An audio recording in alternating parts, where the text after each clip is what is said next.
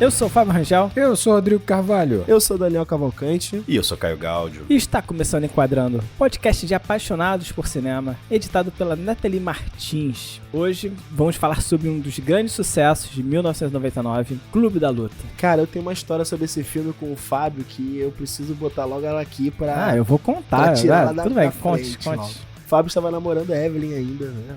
Há milênios atrás. Início de namoro, um ano de namoro, sei lá. Eu liguei pro Fábio pra falar com ele, marcar alguma coisa, não sei. Ele tava na casa da Evelyn vendo Clube da Luta com a Evelyn. E eu tava falando com a Evelyn no telefone, ia pedir pra falar com ela e tal. E eu falei o final do filme como se ela já tivesse visto, eles estivessem revendo o filme. E a reação da Evelyn na hora foi: hã? Aí eu, puta que pariu, não acredito, ela não viu ainda, cara. Não, foi muita sacanagem. O Daniel me ligou, eu atendi. Fala, Daniel. Ei, tá fazendo o quê? Tô vendo o Clube da Luta. Ele, pô, tá vendo com a Evelyn? Tô vendo com a Evelyn. Passa pra ela. Aí eu passei pra ela, ele falou: tá vendo o filme que o Tyler e o protagonista é a mesma pessoa? Tu tá ligado que os dois são a mesma pessoa, né, Evelyn? E você sabe que graças a isso, o Fábio se vinga da gente há 15 anos, né? Toda vez. 15 anos que ele fala pra gente todos os spoilers possíveis. É verdade. Eu guardo. Pô, foi aí que nasceu o vilão Fábio, entregador de spoiler. Foi aí, exatamente. Deu aquela eu piscada isso. assim, né?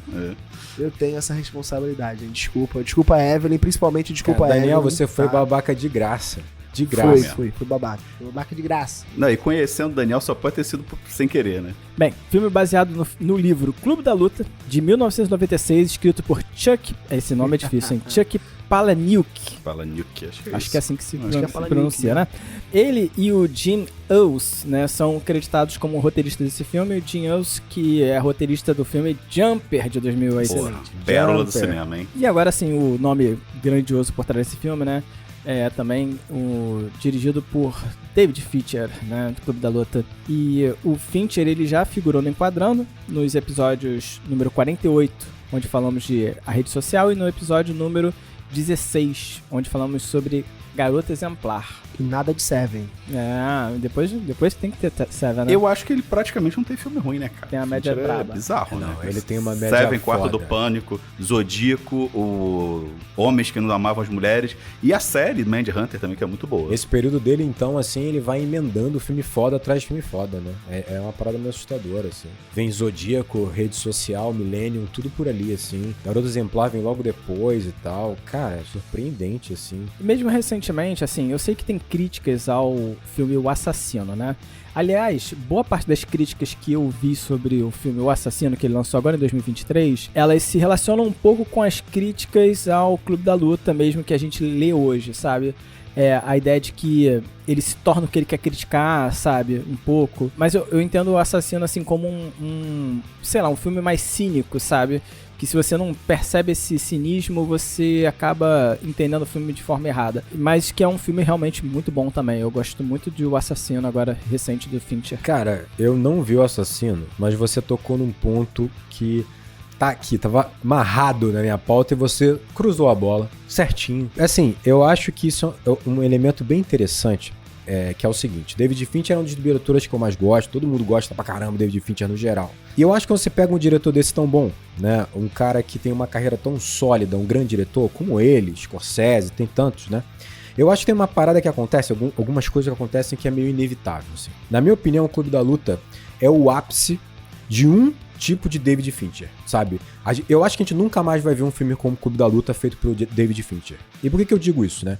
A gente sabe que ele tem um histórico ali no mercado publicitário, ele era diretor de comercial, ele também era diretor de clipe de música e tal, ele vem com essa energia pro cinema, né? Uma visão muito dinâmica, de você falar muito com muito pouco, em que o tempo vale muito dinheiro, o cara ágil pra caramba, uma informação urbana, jovem, tal, ácida pra caramba, beleza. Quando você pega um cara desse, jovem, né, um artista, homem ou mulher, jovem, sabe, com tanta energia, tanta ideia, sabe, mas o mais importante, tantas certezas, tanta confiança, sabe, tanta precisão no que ele quer chegar, onde ele quer chegar, ao ponto com tanta certeza, você vai ter um filme como Clube da Luta. Pra mim ele é redondo, cara, ele é potente, ele é redondo, ele não fraqueja em nenhum momento, ele entrega do início ao fim tudo o que ele quer. O problema é que, assim, naturalmente o artista, ele vai amadurecendo, principalmente grandes artistas, né? Ele vai amadurecendo na sua arte como pessoa, e isso vai trazendo pra ele no geral, uma busca por uma certa sutileza. Esse é o primeiro movimento. Naturalmente vem um pouco desse movimento. Essa sutileza de você... Sabe aquela coisa meio do haikai, que é um poema japonês? Que é você, no mínimo, você entregar demais, mas com uma certa sutileza, né? É uma simplicidade e tal. Só que você vai ter diretores que vão trilhar esse caminho muito bem. Outros vão ter uma dificuldade de equilibrar entre essa potência que ele tinha na juventude, essa agressividade e tal, com essa sutileza. E outros não vão conseguir. Beleza, faz parte. Um outro elemento é, naturalmente a maturidade, seja do artista como pessoa, seja no trabalho, essa maturidade, esse tempo, esse ganho de consciência vai trazendo dúvida, vai trazendo incertezas, sabe? Mais conhecimento, mais incertezas. Isso contamina filme, cara, contamina a sua obra, a sua arte. Então, assim, quando você vê um Clube da Luta, não tem insegurança, não tem incertezas, cara. É aquela certeza do jovem, sabe? Aquela intempestividade da juventude. Enquanto quando você pega uma carreira mais avançada, você naturalmente não vai alcançar essa certeza meio ingênua, que vem de sabe, que vem daquela coisa meio porra intensa de quando você é mais novo, sabe? Então, a obra do cara vai vir como você falou. Às vezes ela é cínica, mas de uma forma mais sutil. Se você não pega o cinismo, você compra demais aquilo como se fosse muito honesto, mas não é, sabe? Porque ele não é tão objetivo, não é tão claro, sabe? Ele não é tão óbvio no que ele quer entregar. Então, assim, eu acho que isso acaba recaindo sobre grandes artistas, assim, e eu acho que o David Fincher vai por essa trilha, ele começa a pegar um cinema que já não é tão claro, assim, preto no branco, sabe?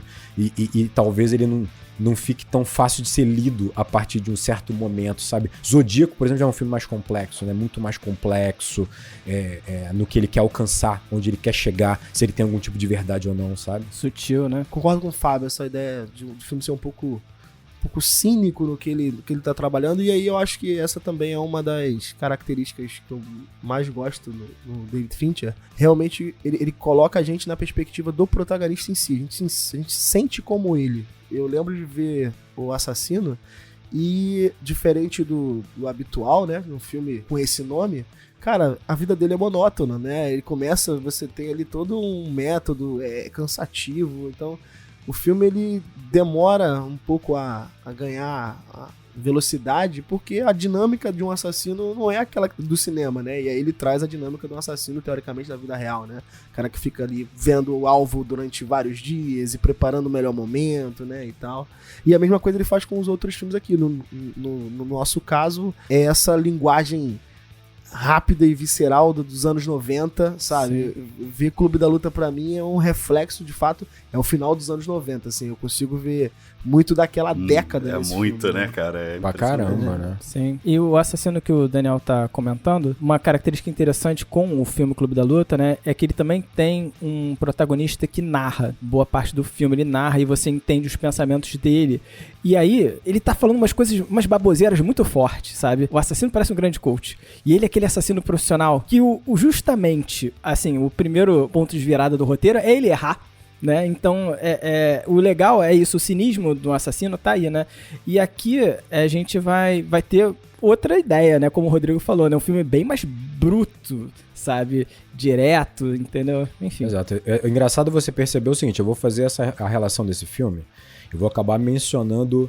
A gente vai falar outros que vão se relacionar com esse filme, tem vários, né? Como o Daniel falou, o filme para representar essa virada da década de 90 para os anos 2000. Eu acho que não tem filme melhor para isso. Ele representa ali um momento da sociedade incrível, ele antecipa muita coisa, ele consegue concentrar muito do que era sentido naquele momento que você tenha chegado dos anos 2000, sabe? Em que você tem um momento mesmo social e do capitalismo muito diferente já da década de 80 e 70, e que vai, obviamente, terminar no que nós temos hoje em dia, né, que vai culminar, e eu vejo esse filme fazendo um dueto, mesmo que, né, sem qualquer tipo de consciência, um dueto com um psicopata americano, sabe? Episódio 58 do Enquadrando, eu acho que vale muito ouvir, porque se você pegar, assim, psicopata americano, ele vai falar sobre um momento de sociedade da década de 80, 70, por ali, e que, cara, vai culminar do final da década de 90 em Clube da Luta, sabe? E numa sociedade que você tem um espectro do topo da pirâmide ali, no Psicopata Americano, e já no Clube da Luta já é aquele o mediano, né? A base da pirâmide é uma galera de classe média baixa ali. Então eu acho muito interessante como os dois vão se relacionar. E você vai ter protagonista, como você falou, protagonista que eles têm uma visão completamente distorcida, tão irreal do que tá acontecendo, que eles são protagonistas não confiáveis, né? E é engraçado você pensar como tem um duplo sentido esse não confiável, né? Porque ele não é só não confiável por conta da história e dessa estrutura de narrativa, mas não é confiável pela personalidade deles, né? Pelo que eles estão fazendo em tela ou fazendo na história deles, né? Como você vai ter a narração também, né? Olha como é que vai culminar no que você acabou de falar. Esses personagens que, no geral, são mais do que anti-heróis, né? Que vão beirar ali um vilanismo, tem que ter narração no geral, né? Porque senão você não consegue ter algum tipo de conexão, né, vamos dizer assim. E esses filmes têm narração também, né? Tipo, assim como o Assassino, né? Uhum. E ainda sobre 99, né? Eu acho que esse filme também... A gente comentou sobre isso no programa de Matrix. A gente tem um programa... Não marquei o número, olha lá, dei mole. Mas 99 é o ano do bug do milênio, né? E eu acho que esse filme, ele também se relaciona muito com esse movimento, assim, que a gente tinha, né? De que, caraca, será que o capitalismo vai acabar, né? Essa incerteza, sabe? Se, tipo, os bancos vão quebrar, o que vai acontecer com as empresas de cartão de crédito, sabe? Essa ideia do bug do milênio, cara, minha mãe trabalhava na locadora, né, nessa época, e a gente tinha a preocupação de que, pô, vai mudar a data, né? Vamos traduzir aqui pro jovem o que é o bug do milênio. Primeiro. Aí você que é da computação, por favor, me ajude aí. Estávamos em 1999 e para muitos sistemas não colocava o 1999, colocava só o 99, né? Por exemplo, o sistema da locadora da minha mãe, a data era até 99 o ano. Depois ia para 00. Só que 00 logicamente vem antes de 99, ou seja, ele vai resetar o sistema. Ele tá em 2000 ou 1900, essa era a dúvida da galera. E aí, o que vai acontecer? O que vai acontecer, né? As datas vão se embaralhar todas, né? Exato. Os preços. Né? Isso é uma grande fake news. Existia toda uma... Sabe, o que vai acontecer com os cartões de crédito, as contas de banco, o que vai acontecer? Meu Deus, era isso. Esse era o bug do milênio. E teve esse problema lá na loja também. Será que o sistema vai atualizar? Não vai? Tanto que, no final das contas, não aconteceu nada. Absolutamente nada. A coisa funcionou normalmente. Nada porque em computação, ia só explicar, em computação a data é calculada com um número inteiro a partir de 1970, sabe? Então... Sabe, não faz diferença. Só pra pontuar, o pessoal que tá acompanhando aqui ao vivo pontou que o episódio é 24, tá? O de Matrix. Ah, perfeito, obrigado. Além dessa questão toda, né? O ser humano, ele tem muito essa coisa do, pô, vai virar o milênio, né? Assim, não significa absolutamente nada, mas pra gente, psicologicamente, é muito relevante, né? Pô, vai começar de paradigma, né? Vai começar um novo ciclo, vai começar um novo momento, e aí é aquele momento que você reflete, pô, o que a gente fez até aqui, né? E o que a gente vai fazer a partir de agora? Acho que mais do que nunca, a gente era novo, né, nesse momento, mas eu lembro muito dessa dúvida, né? E aí tinha eu 14 anos. Novo, né? A gente não pensa muito na vida, né? E eu lembro que tinha muito mais segurança, realmente, com o futuro, cara. Sabe que evocavam até Nostradamus, lembra? Exatamente. Tinha muito isso. Chegarás a 2000, não passarás, né? Tinha essa parada.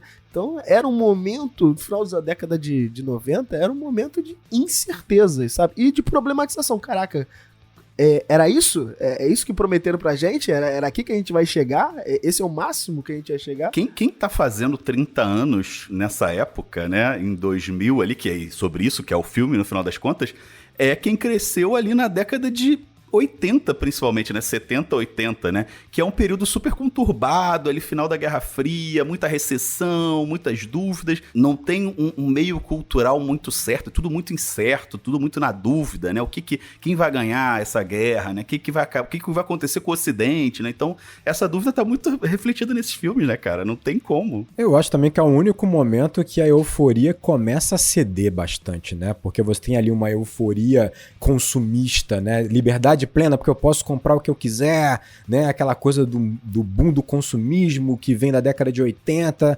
Aí você já começa, eu acho que, principalmente a galera mais sensível, né, o que tinham mais conhecimento, né, artistas, cientistas políticos, já começam a revelar um pouco das contradições que a gente vai ver cada vez mais claros nos anos 2000, né? Então, assim, tá começando. Então, os filmes começam, como o Caio falou, como você tem uma ansiedade, uma incerteza muito grande por conta dessa virada, que fala sobre energia que eu digo até espiritual, uma coisa de banco, sabe? Tipo assim, nossa, é uma virada parada assim que vai mudar a energia de todo mundo, vai ser um apocalipse energético, não sei o quê.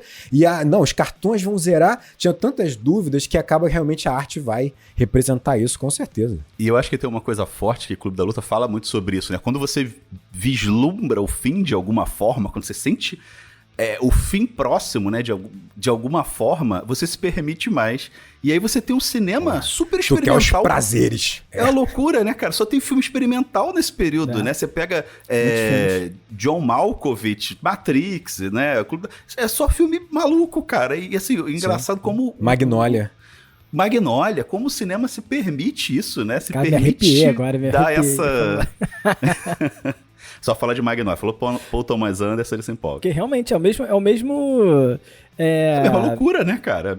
Cara, que esqueci. Viagem, é o mesmo Zeitgeist, né? Mesmo É o mesmo Zeitgeist. Mesma coisa. É isso. Cara, e assim, eu queria só falar uma historinha sobre o Clube da Luta também, porque, cara, a minha experiência com o Clube da Luta, minha primeira experiência, eu lembro do ano, cara, foi 2003. E eu lembro por que eu vi Clube da Luta? Porque meu irmão chegou em casa e falou, pô, meu professor de filosofia botou um filme lá pra passar pra minha turma. A gente não terminou de ver o filme, mas eu achei interessante. Era sobre um cara que tem insônia, não consegue dormir, e ele vai em grupos de ajuda, assim, de pessoas doentes, assim, pra conseguir dormir. Aí, pô, ele falou, pô, vamos alugar pra ver, né? Flávio sugeriu da gente alugar pra ver Clube da Luta. E aí foi quando a gente alugou, assistiu o Clube da Luta, cara, e é interessante porque assistindo o VHS, me deixou... Eu não fui percebendo as dicas que ele vai colocando em tela, né? Porque eu pensei que era defeito da fita, sabe? A locadora, então, que eu alugava, eu tinha sempre, assim, um pé atrás, achava que todas as fitas eram falsificadas. Provavelmente era. Essa fita é falsificada. Provavelmente era. E aí eu falava, acho que essa fita é falsificada. Mas e aí, tava dando defeito, né? Eu falei, pô, defeito na fita, tal, não sei o quê. E a gente foi assistindo o filme, cara, e eu lembro da experiência quando acabou o filme, que é eu olhar pro meu irmão, a gente ficar assim, de cérebro explodido, sabe? E aí a gente fala, caraca, vamos ver de novo. E a gente viu o filme de novo. Sabe, a gente botou na hora pra ver de novo, rebobinou a fita e botou de novo pra ver, sabe, novamente, aquele filme. Então foi o primeiro filme que eu fiz isso na vida, sabe? Quer dizer, devo ter feito isso quando era pequeno com outros filmes, mas não pela experiência nova, sabe, de rever o filme, né? E assim, que delícia que é reassistir Clube da Luta sabendo, né, cara? É muito, pô, é uma foda. Experiência ali, cinematográfica ali, pô, praticamente única, assim. Poucos filmes conseguem fazer, né, o que ele faz. Com o plot twist dele. Verdade, verdade. Eu não cheguei a ler o livro, nem tenho nenhuma informação sobre o livro. Ah, cara, então por favor. O Fábio comentou como o David Fincher faz protagonistas e filmes muito cínicos. E é curioso, porque o Clube da Luta, o livro, né, do Palahniuk, ele é tão cínico ou mais cínico que o filme. O Palahniuk, propriamente dito, ele é um cara muito cínico. É aquele autor que não quer se explicar muito, que ele não quer falar muito, ele fala muito, mas ele dá dicas totalmente desencontradas. E o livro é muito isso também. É um livro muito cínico, assim, um livro muito confuso. Não é uma leitura gostosa, mas não é uma leitura tão simples quanto eu achei que seria. O livro, a história é contada de um jeito completamente maluco, as coisas vão acontecendo, você não entende nada do que está acontecendo, e aí depois ele explica, ele inverte, quebra toda a lógica da narrativa dele, né? E ele tem... E que eu acho que o Fincher aproveitou muito bem isso, esses signos da sociedade para discutir ideologias e socialmente muito marcados no livro. E o Fincher conseguiu aproveitar isso muito bem. Não só isso, como a própria dinâmica do filme está muito relacionada à dinâmica do livro. O livro é isso, o livro é ágil, é rápido, é confuso, as frases são curtas, tem diversos parágrafos que tem 1 a 2 linhas no máximo, os capítulos são super curtos, às vezes tem 3 páginas, 5 páginas. Então ele tem essa agilidade e essa cara toda que o Clube da Luta conseguiu dar. Eu acho que o filme ainda conseguiu melhorar mais ainda o papel do livro, né? Apesar de ter coisas que eu prefiro, e a gente vai falar sobre isso mais pra frente, ter coisas que eu prefiro no filme e tem coisas que eu prefiro no livro. Pra mim, principalmente o Tyler. Eu prefiro a lógica do Tyler do livro. Mas, no geral, é uma adaptação muito boa. O Fincher conseguiu, e o Fincher, era um cara que era apaixonado pelo livro, né? Ele gostava muito do livro, ele foi um cara que lutou pra fazer esse filme e dirigir esse filme, e ele conseguiu extrair, cara. Ele extraiu ali a essência do livro mesmo. Porque o Fincher quis comprar os direitos autorais pra adaptação antes da Fox, no final das contas, né? Não consegue, Fox compra os direitos, e sabendo do interesse do Fincher pela obra, é que a produção chega até ele, né? Porque passaram por outros diretores, né? Chegaram a passar pro Peter Jackson e pro Bryan Singer, né? Pra fazer. Pelo amor de Deus, não. O foda é que Clube da Luta não fez sucesso, né? Ele foi depois com o tempo, com o DVD, né? O VHS no primeiro momento. Não vendeu bem, assim. Ele não vendeu bem, né? Ele não vendeu bem pro que ele é, né? Eu acho que é o mesmo problema, sei lá, é melhor do que Blade Runner, né? Mas não foi reconhecido pelo grande público que ele é e pelo risco que os estúdios compraram em fazer um filme como o Clube da Luta, né? Violento, gráfico e tal. O marketing dele foi feito de maneira intencionalmente equivocada, né? Primeiro que o Fincher não concorda com o marketing feito, porque ele queria que a produção, né, o fator contestador da produção, né, os questionamentos que ela colocava fossem, né, para os materiais de divulgação, só que o que a Fox faz é colocar cenas de luta no comercial do UFC, entendeu? Então o que a galera tá esperando de um filme, né com essa proposta... do UFC e no WWE, né, cara? Imagina o Fincher vendo isso, né? WWE é aquela luta fingida americana, Pride, né? E WWE. Meu Deus. Entendeu? Então, assim, é um problema de marketing também, né? E os caras pensando que iam salvar o filme, no final das contas, né, deram um tiro absolutamente enviesado. Né? O tempo foi justo com David Fincher. Então, sinopse. Um trabalhador de escritório e um fabricante de sabonetes se tornam amigos e decidem abrir um clube de luta clandestino. Essa sinopse foi oferecida por nossos apoiadores Flávio Oliveira, Rafael Milanes, Luciana Marques, Felipe de Souza Machado. Galera, muito obrigado aí por apoiar o Enquadrando. Olha, essa Tu não gostou da sinopse? Não gostei, não. Essa não fez jus aos nossos apoiadores, não, hein? Sinceramente. Pô, eu não podia falar o nome do protagonista, aí tinha que falar do emprego dele. Então, tipo, eu não sei. Uma coisa meio... não sei. Né? Não me pareceu o Clube da Luta, mas ao mesmo tempo não sei também que saída seria, não sei. O Fábio não honrou vocês, mas a gente deixa o nosso agradecimento aí aos apoiadores. É isso aí. Obrigado, gente, do coração. Vamos lá. Sem vocês não tem isso aqui, não. Mas agora a gente revela que o nome dele vai ser Jack. Porque tava no script. E porque todo protagonista de filme americano é Jack. Jack. Impressionante. Mas não é. Não é né? Jack, né? Você sabe. Não né? é, né? Não, a gente não sabe se é Jack. A gente Não, não não sabe. tem todo qual mundo o nome chama dele. ele de... Tem Não nome tem sim. nome. O Palanil que já botou o nome pra ele. No mas eu não vou segundo falar aqui. livro, né? No segundo livro já tem o nome pra ele. Mas é um nome que pode ser inventado. Não é Calma. nem livro, é um quadrinho. HQ. Né? Eu li o uma comecinho, mas não terminei. Eu vi mas, tudo. mas pode De ser um qualquer nome forma inventado. vai ser Jack aqui, né? Vamos usar Jack porque ele usa esse nome no filme, né? Eu vou usar narrador. É, o narrador protagonista. Eu vou usar Travis, então. Porra, aí o outro vai usar, essa caceta. Não. Tava no script do roteiro, Jack. Então, por isso que ficou, né? É Jack porque tem uma piada recorrente. No livro fica mais claro isso. Tem uma revista famosa americana que tem um artigozinho que é como se uma parte do corpo humano de uma pessoa contasse uma história. E aí ele fica usando essa mesma piada repetidas vezes e normalmente é Jack o nome do cara, e até porque Jack é esse nome genérico, né? Então acaba se tornando Jack porque ele repete isso várias vezes. Eu sou a Billy de Jack, eu sou o olho esquerdo de Jack. Interessante. Isso tá no filme também, né? Mas eu acho que o ponto de partida pra falar sobre esse filme é falar sobre esse narrador, né? O Jack, que a gente vai chamar de Jack aqui. E aí, cara, Eu vou chamar de narrador. Tudo bem. Eu chamo se eu quiser. O que vocês quiserem, gente. Tá bom. Mas eu acho muito interessante essa busca inicial e essa angústia que ele apresenta, né? A busca por preencher vazios que ele tem, né? Então, isso cria uma angústia no filme, né? Então, esse personagem principal, ele tem esse desejo de consumo, né? E agora, quando eu falo isso, o Rodrigo realmente conversa muito com o psicopata americano. Mas o desejo de consumir, em alguns momentos, é consumir até imagens, né? Porque ele tá lendo revistas, né? E ele tá consumindo aquelas imagens e aí ele tá vendo o que ele vai comprar. O que vai trazer a sensação de completude efêmera que ele tá buscando ali, né? E ao mesmo tempo, eu acho muito interessante o fato dele não conseguir dormir com essas angústias, porque ele se torna um morto-vivo. né? Pra mim, o início do filme é essa não vida, né? Tipo, porque basicamente quando ele fala que você não tá nem acordado, nem dormindo todo momento, sabe? Tipo, ele tá se comportando como um morto-vivo, né? E, de certa forma, né, a busca por sentir, né? Ela tá em vários momentos do filme, mas ele chega ao momento de despertar pra vida dele, né? Entender que ele está vivo a partir da dor, né? Então, o fato dele... O Clube da Luta desperta dor que desperta, tipo, ele como... Caraca, estou vivo. Ó, mas é um despertar que não é um despertar de iluminação, não, tá, gente? É um despertar de forma só nenhuma, de né? acordar, de tipo, não ter sono. sei Acordar lá. de um torpor, né? Eu relacionei essa questão dele não dormir também com... Eu não lembro exatamente qual é o autor, mas...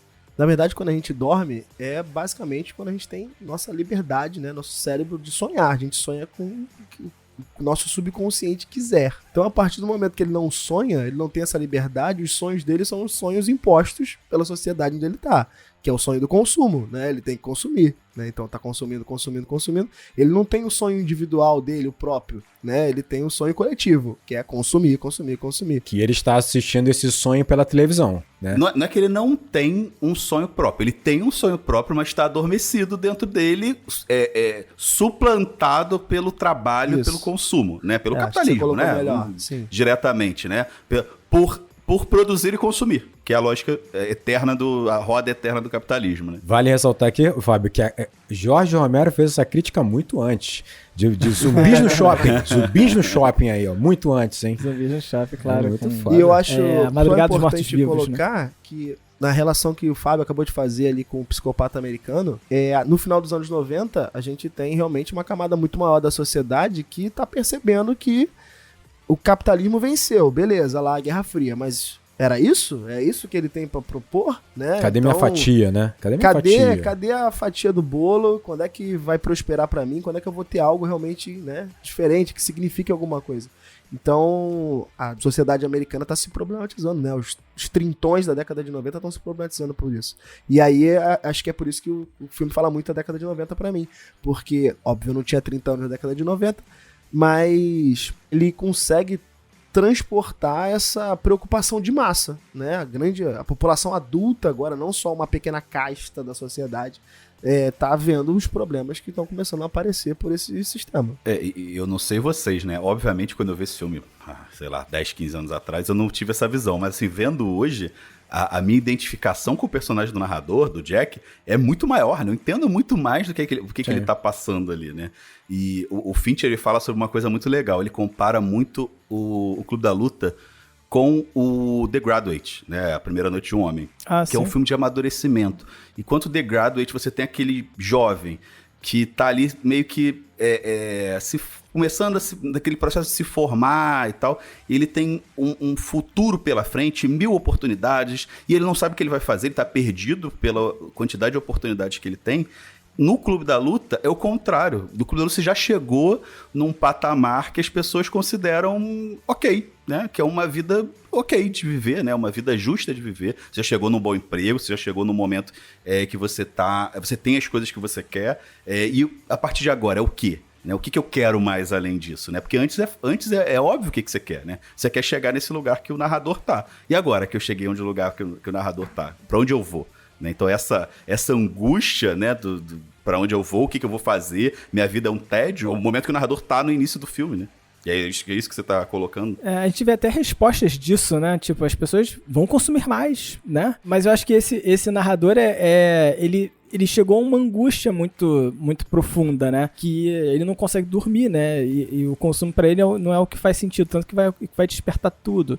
Agora, eu acho interessante também a ideia de que, tudo bem, assim, tipo, o Tyler, né, o alter ego do Jack, né, digamos assim, ele entende, sabe, tipo, que ele tá acordado agora, sabe? Ele entende, ele sente o que ele deveria sentir, ele sente a dor, né, e ele é dono de si. Mas é interessante como você percebe que falta algo, porque pra onde ele vai canalizar isso é justamente a violência e a ultradisciplina, digamos assim, né? Basicamente, a gente vai discutir mais sobre isso certamente lá na frente, né? Mas basicamente criando uma célula fascista, né? Com características militares, sabe, bizarras, transformando pessoas em robôs, né? Para libertar as pessoas desse consumismo. E isso é muito doido, né? Por isso que eu coloco que esse despertar não é um despertar de iluminação, mas é, de qualquer forma, uma luta pelo controle do sentido da vida. Sabe? O Jack, o Tyler, no caso, ele tá lutando, a luta dele é por, cara, eu preciso controlar o que é o sentido da vida. E não só pra mim, eu preciso controlar o que é o sentido da vida pros outros, sabe? Então, a cena em que ele ameaça matar um rapaz no estacionamento da loja, é isso, é ele falando o seguinte, olha só, você tem que sentir isso agora, amanhã vai ser o melhor café da manhã da vida dele. Ele não tá controlando só o sentido da vida pra ele mesmo, sabe? Ele tá controlando pros outros. Mas isso num segundo momento, né? Porque se você pegar o que você tá falando, o que Daniel colocou, o Caio, é interessante você perceber uma coisa muito importante. Final da década de 90, e o Clube da Luta, eu acho que ele vai representar isso muito bem, você tem uma angústia que tá se ampliando, tá se aprofundando, uma inquietude, né? Uma falta que você colocou ali como um vazio que vai gerar essa angústia e tal. Falta alguma coisa. Só que o ponto é que nesse momento não há uma clareza em ninguém de que falta é essa. A gente vai acabar resolvendo essas questões, né, de uma forma muito individual, no sentido assim, faltam coisas para eu comprar ou dinheiro para eu poder comprar algumas coisas, porque a gente ainda está nesse momento do capitalismo, desse momento de sociedade ainda meio bastante imatura, e também uma questão muito de uma culpa individual. E foi o que você falou, é muito do indivíduo ainda, a gente não consegue enxergar essa estrutura ou a sociedade como um corpo que está sendo ali orquestrado, sabe, por algo um pouco maior. Não, a gente vai pensar no que você acabou de falar, a gente pensa assim, pô, eu preciso ter controle da minha vida. O que tá faltando é um controle, é um propósito pra mim. Todo mundo tá querendo encontrar culpados e é sempre indivíduo, é sempre o indivíduo, seja eu ou seja o outro. A gente não conseguiu enxergar ainda como algo maior, como estrutura, sabe, como algo vem de fora, né, como uma superestrutura, sabe. Então assim, é muito engraçado você perceber esse momento da sociedade e o Clube da Luta deixa isso muito claro, como você tem, pô, o início é perfeito quando o resumo do Jack, como você colocou, né, o protagonista, ele passando pela casa, folheando as revistas assim, ele vendo televisão, ele tá buscando loucamente pelo que o capitalismo oferece pra ele, a solução, porque teoricamente o capitalismo vai dar a solução, porque não dá, não sempre deu, não tem que dar, e a gente vai descobrir com o tempo que não. Ele dá a solução tá ali, né, só que uma hora a solução para de funcionar, porque você chegou, olha, eu tenho o que eu quero, e agora? O que eu faço, né? Eu tenho todas essas coisas aqui, o que eu preciso, né, na minha vida? Ele dá uma solução fake. Cada vez o sentimento que você vai ter por você adquirir algo, essa saciedade, ele é mais breve, sabe? Ele acaba mais rápido e você tem que consumir alguma coisa muito mais extravagante, né? Só que isso você não tem acesso. A carência fica maior, a necessidade fica maior ainda, cara. É muito louco, cara. É muito louco. E na verdade, os seus desejos reais, né? O que você deseja lá no fundo, eles estão soterrados, né? Eles estão guardados numa montoeira de produtos e trabalho, né? É isso, né? E isso assim, fazer uma analogia, né? Um negócio que é uma pressão que tá ali, né? E aí existem formas diferentes de lidar com isso. O narrador encontra uma. E a gente vai analisar se é melhor ou não, né? Não, e aí tu vê, você fala assim, pô, você tem... Tá tudo soterrado, né? Não é só desejo, como né, a sua inteligência está soterrada dentro disso também, porque tudo é um processo muito mecânico. Aí você pensa, quando entra o Tyler, que o Fábio acabou de mencionar, com um discurso absolutamente simplificado, mas que conecta com qualquer merda e qualquer revolta que você tenha, e todas elas e nenhuma delas ao mesmo tempo, você se conecta. Porque você está atrás de conexão, cara. Você está atrás de reconhecimento, você está atrás de ser identificado. Você vê, você pega um cara como o Jack, né, que ele está procurando se identificar ou construir a sua identidade por meio dos produtos lá da revista que ele está vasculhando. Aí quando ele consegue, por meio dessa revolta, criar algum tipo de identidade e reconhecer a identidade do outro, que seja pela violência, seja por esse primitivismo, seja por algo fácil e direto que gere realmente algo intenso, porque tem que ser intenso. Pra tu sair desse topor, meu amigo, que tu tá, tem que ser intenso. Porra, ele vai se agarrar. Ele vai se agarrar. Não tem nem discussão. O êxtase, né? E eu acho interessante, Rodrigo, quando você cita identidade, porque a princípio seria para você se sentir mais dono da sua vida. Mas o que o Clube da Luta vai transformando aqueles personagens é que eles passam a ser todos iguais. Então eles passam a ter aparência igual, eles passam a se comportar de forma igual, eles se vestem de forma igual. Então ele está definindo o comportamento que as pessoas têm que ter, a visão de mundo que elas têm que ter, a disciplina que elas têm que ter, a violência que elas têm que ter, e tudo isso vindo do Tyler. Então não é para você se sentir único, é mais para você se reconhecer, né? Então é você criar essa manobra de... É vínculo, né? Eu me reconheço aqui porque eu sou igual a essas pessoas. E isso é muito perigoso, né? Mas é só uma questão que eu acho que no filme também ressalta um pouco, que essa busca, né, no Clube da Luta em si é por um resgate de emoções primordiais, sei lá. Né, eu enxergo um pouco sobre isso. É fácil comunicar dessa forma, né? Porque todo mundo sente essas emoções primordiais, né? Adrenalina, né? Medo, dor. É interessante o Daniel ter puxado isso, porque existe uma possibilidade, já me desculpando aqui aos psicólogos, psicanalistas, etc., que provavelmente falarei alguma besteira, mas o trio ali principal do Clube da Luta, ele trata muito de uma questão psicanalista, uma questão que um cara, um jovem chamado Freud, falou muito, né? Por Freud, a nossa mente, muito entre aspas, tá, gente, muito em resumo, ela estava dividida mais ou menos em 3 partes, né? A primeira parte é o id, né? Minha analista, inclusive, me corrigiu hoje que se chama agora de isso, tá? Então eu vou falar a forma antiga e a forma nova. Isso? Então, o id, que hoje em dia se entende como isso, né? O termo, a consciência, não é a consciência, mas é o que nasce com a gente. É o desejo puro, o desejo inato, né? É aquela nossa personalidade mimada. Ela quer porque quer, e a criança, basicamente, em essência, né? É aquela criança, ela quer e pronto. Se ela quer algo, ela vai fazer. E aí a gente tem o ego. O ego, ele surge do id, né? E que o ego hoje também se chama de eu, né? É uma possibilidade de ser chamado. Ele surge do id no começo da nossa vida. E ele é meio que o desejo aprendendo a se expressar, né? A forma que ele se expressa do mundo. E a gente tem o superego, que a gente pode chamar também de supereu, que ele surge basicamente das restrições morais, culturais, sociais da sociedade, né? Dos valores sociais que a gente carrega. Então a nossa mente, ela é uma eterna luta entre o id, que é o desejo puro, que, né, no filme aqui a gente pode identificar que é o Tyler, o superego, que é a sociedade, ser correto, é o que te poda, né, a culpa, que é o narrador, né, você pode entender que é o narrador, ou a própria sociedade, né, e o ego, que é o meio termo desses dois. Que você pode entender tanto que é o narrador ou a Marla também, né? Ela cumpre um pouco desse papel. Então, o Freud tem um texto que se chama Mal-Estar na Civilização.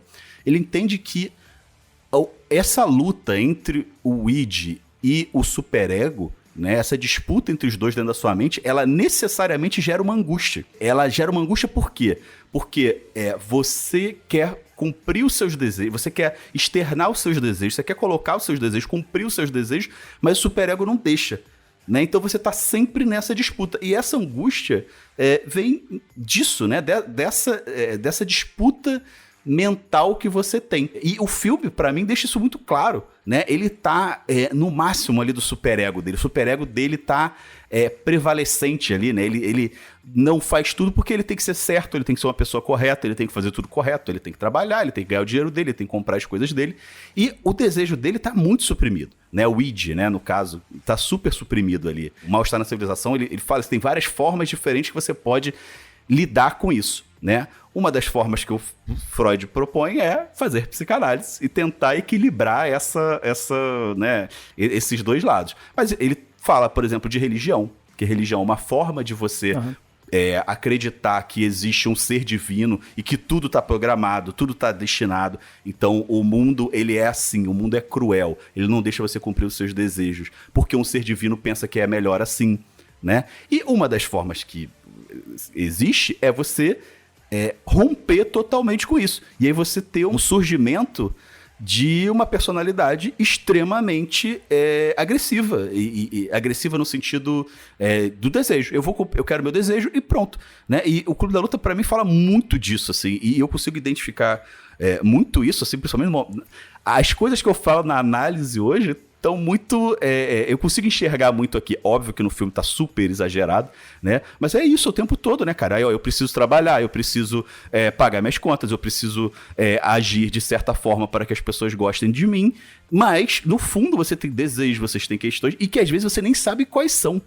E o filme fala muito sobre isso, né?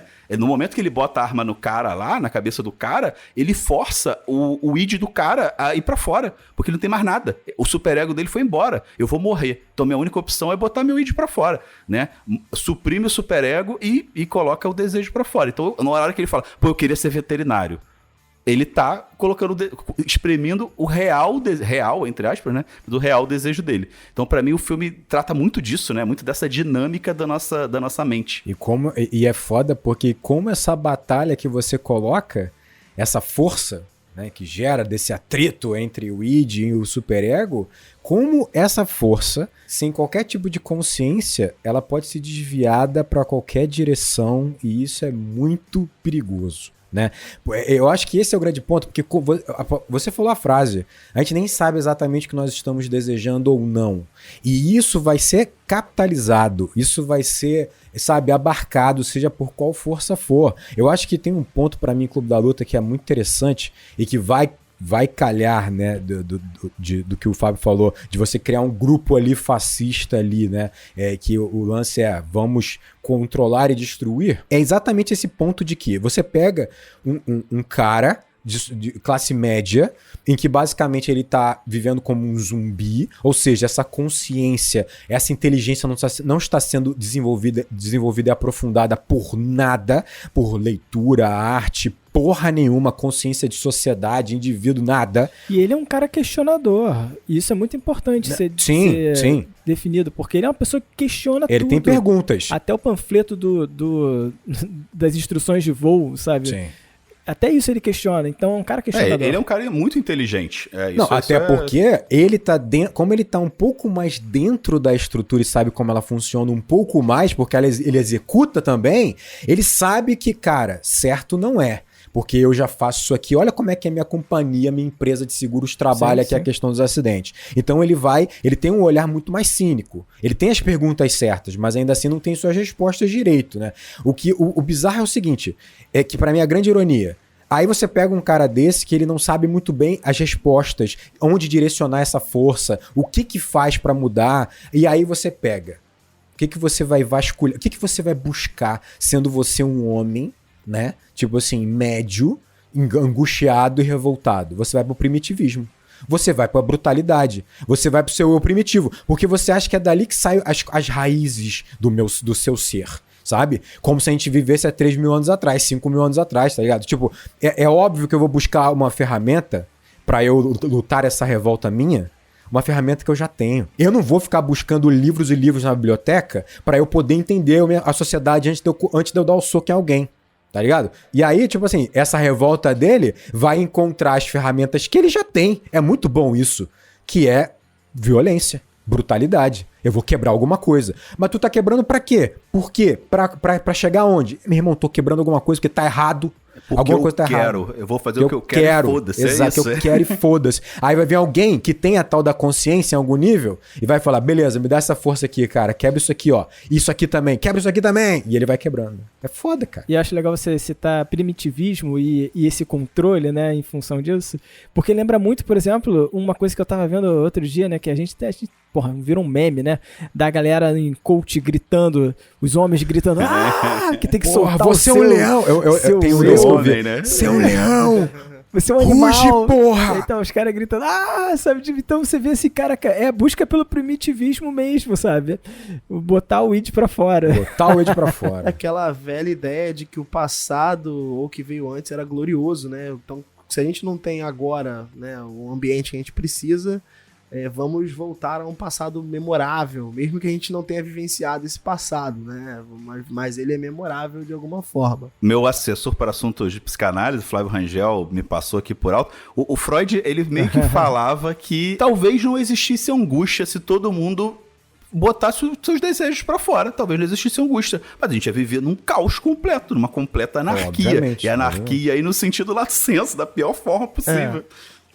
E aí, até foi bom você ter usado essa palavra, porque eu nem acho que o grupo lá, né, feito pelo Clube da Luta em si, ele é nazista ou fascista. Eu acho que ele tá mais próximo de uma anarquia em si, porque, enfim, não tem tanto ali uma visão militarizada da coisa e tal. E mas tem uma ultradisciplina, sabe? E isso me coloca nesse lugar, sabe? Tem uma padronização dos corpos. Não acho que a gente não vai estar preciso, nem eu, nem ninguém. A gente, né? Então, enfim. Mas eu acho curioso o que o Caio acabou de construir ali com o auxílio, né? Do personal psicólogo que ele tem ali do lado dele, que é uma sociedade cada vez mais complexa e que coloca cada vez mais esse superego forte o suficiente para suprimir, né, vontades ou ditar vontades, vai gerar o que a gente, né, consegue perceber hoje. O Rodrigo falou ali, essa força, ela às vezes vai ser direcionada para um lado para o outro, isso é muito perigoso.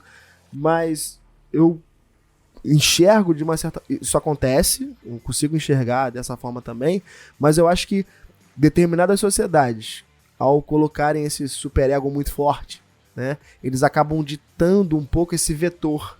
E aí você tem uma série de comportamentos recorrentes. Padronizados. Ansiedade, por exemplo, é algo... por exemplo, ansiedade agora, por exemplo, é uma questão muito forte entre os adolescentes. Porque eu posso... acredito que tem a ver com essa relação que a gente construiu aqui. No livro do Freud, que o Caio citou, ele coloca muita religião como esse ponto, sabe? Mas a gente pode ver todos esses amarres da sociedade nessa perspectiva. Tem de várias formas mesmo, né? É que, assim, o Daniel colocou de uma maneira como se fosse só uma busca por um passado glorioso. É que eu acho que, pra mim, obviamente não é só isso, né? Mas assim, eu acho que são ferramentas mesmo que nós já temos, assim, no sentido assim, você pega assim, ó, nós estamos falando, você tem um momento da sociedade em que, eu tenho uma angústia, eu tenho uma revolta, eu tenho as perguntas, mas eu não sei exatamente as respostas, eu não sei como, eu não sei o que fazer. Aí, porque você não tem o conhecimento, você não tem porra nenhuma disso, você é um zumbi que não sente porra nenhuma. Aí qual é o seu cálculo natural? Primeira coisa, o erro é meu. Eu tenho que fazer algo pra sair disso. Então, quando você pensa em fazer algo pra sair disso, cara, e você não sente nada e blá blá blá, você já pensa naturalmente que é isso. Eu vou lá na minha raiz buscar um eu primitivo que é muito mais forte do que eu, porque eu tenho que romper algo. Eu não sei o que é. Pra romper eu tenho que ter força, violência, alguma coisa assim. Então é natural você buscar, ainda mais numa sociedade machista, né? Que basicamente alimenta a competitividade. Você vai buscar o quê? Força, violência, mais que o outro. É natural você buscar isso, né? Só que é exatamente essa força que vai ser induzida ou condicionada ali, direcionada ali para um interesse superior, né? Isso é óbvio. Né? Eu acho até interessante que antes dele buscar a força, porque ele não sabia que a força ia ser tão poderosa, a violência ia ser tão poderosa, né? Ele acaba seguindo o conselho do médico no filme e ele busca os grupos de ajuda, né? Para pessoas doentes, assim, e isso resolve o problema dele. E isso é muito estranho, sabe? O fato dele... porque ele não se sente vivo, digamos assim, né? E aí o fato dele estar na presença de pessoas que têm seus corpos, digamos, doentes em relação ao dele, faz com que ele se sinta vivo, essa contraposição, sabe? Mas isso está estabelecido em cima de uma mentira que ele está contando para as pessoas. Foda. E aí ele se sente vivo até o momento que a Marla aparece, porque aí ela é o espelho para ele, né? Ele vê a mentira refletida e acaba o problema dele, né? Quer dizer, ele acaba a solução dele, né? Exato, exatamente. E é curioso que, na verdade, pra mim, o momento de surgimento do Tyler, o momento final, o momento, assim, a gota d'água para o surgimento do Tyler, no livro fica mais claro isso, ele fala isso, é o surgimento da Marla. E ele fala que o Tyler surge no momento que ele acha que o Tyler ama a Marla e que talvez ele ame a Marla também. Ele se sente tão à vontade naqueles clubes ali porque ele, de certa forma, ele tem uma conexão sentimental com aquelas pessoas, mas como você colocou bem, é uma conexão irreal, uma conexão fantasiosa, ela não existe. Ela vai até a primeira página, aquelas pessoas se abrem com ele, mas ele jamais se abre com aquelas pessoas. Ele pode chorar, ele pode, né, colocar lá, mas ele nunca fala em nenhum clube, ele nunca fala o nome verdadeiro dele. Cornelius, cada hora é o nome, né? E no momento que a Marla surge e que pela primeira vez ele tem um sentimento de verdade, e o sentimento vem do desejo, né, também, principalmente. Pra mim, assim, eu interpreto como se ele tem medo. Ele tem medo daquilo ali. Mas calma aí, o que eu vou fazer com isso aqui? Ele tá, o id dele tá tão suprimido que ele tem medo daquilo ali, porque ele não sabe lidar com aquilo ali, né? E nós, homens, cis, no geral, somos... muito ensinados a isso, né? A gente é ensinado a suprimir nossos sentimentos, a gente não a se fechar, a não se colocar. Então, pra mim, no momento que a Marla aparece e ele tem esse vislumbre de gostar de alguém de verdade, a possibilidade de se abrir pra alguém de verdade, ele entra em parafuso. Pra ele é uma questão dicotômica ali. E aí surge o extremo disso, né, que é o Tyler é um cara machista, um cara escroto, um cara que não tem nenhum pingo de sentimento de verdade pela Marla.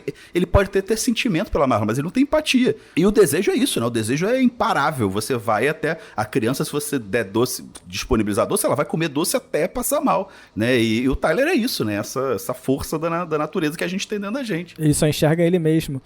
Mas eu acho que faz todo sentido pensar que ele surge a partir do surgimento da Marla, né, até porque ele é a representação pro personagem, pro narrador, do que seria o homem ideal, sabe? Ele também tem isso, essa idealização do corpo, a idealização da aparência, a idealização das vestimentas, né? O Tyler é o que ele não é. E é o oposto do que ele é, né? O Tyler conquistaria a Marla, ele não pode conquistar a Marla. Pra mim, isso é que torna o Clube da Luta tão foda. Claramente ele tem uma estrutura de romance. Você percebe... Sim. Porra, eu ia falar isso, tá? Claramente ele tem uma estrutura de romance. Você vê, pra confirmar o que o Caio colocou aqui, a Marla vai surgir mais ou menos com 15 minutos de filme.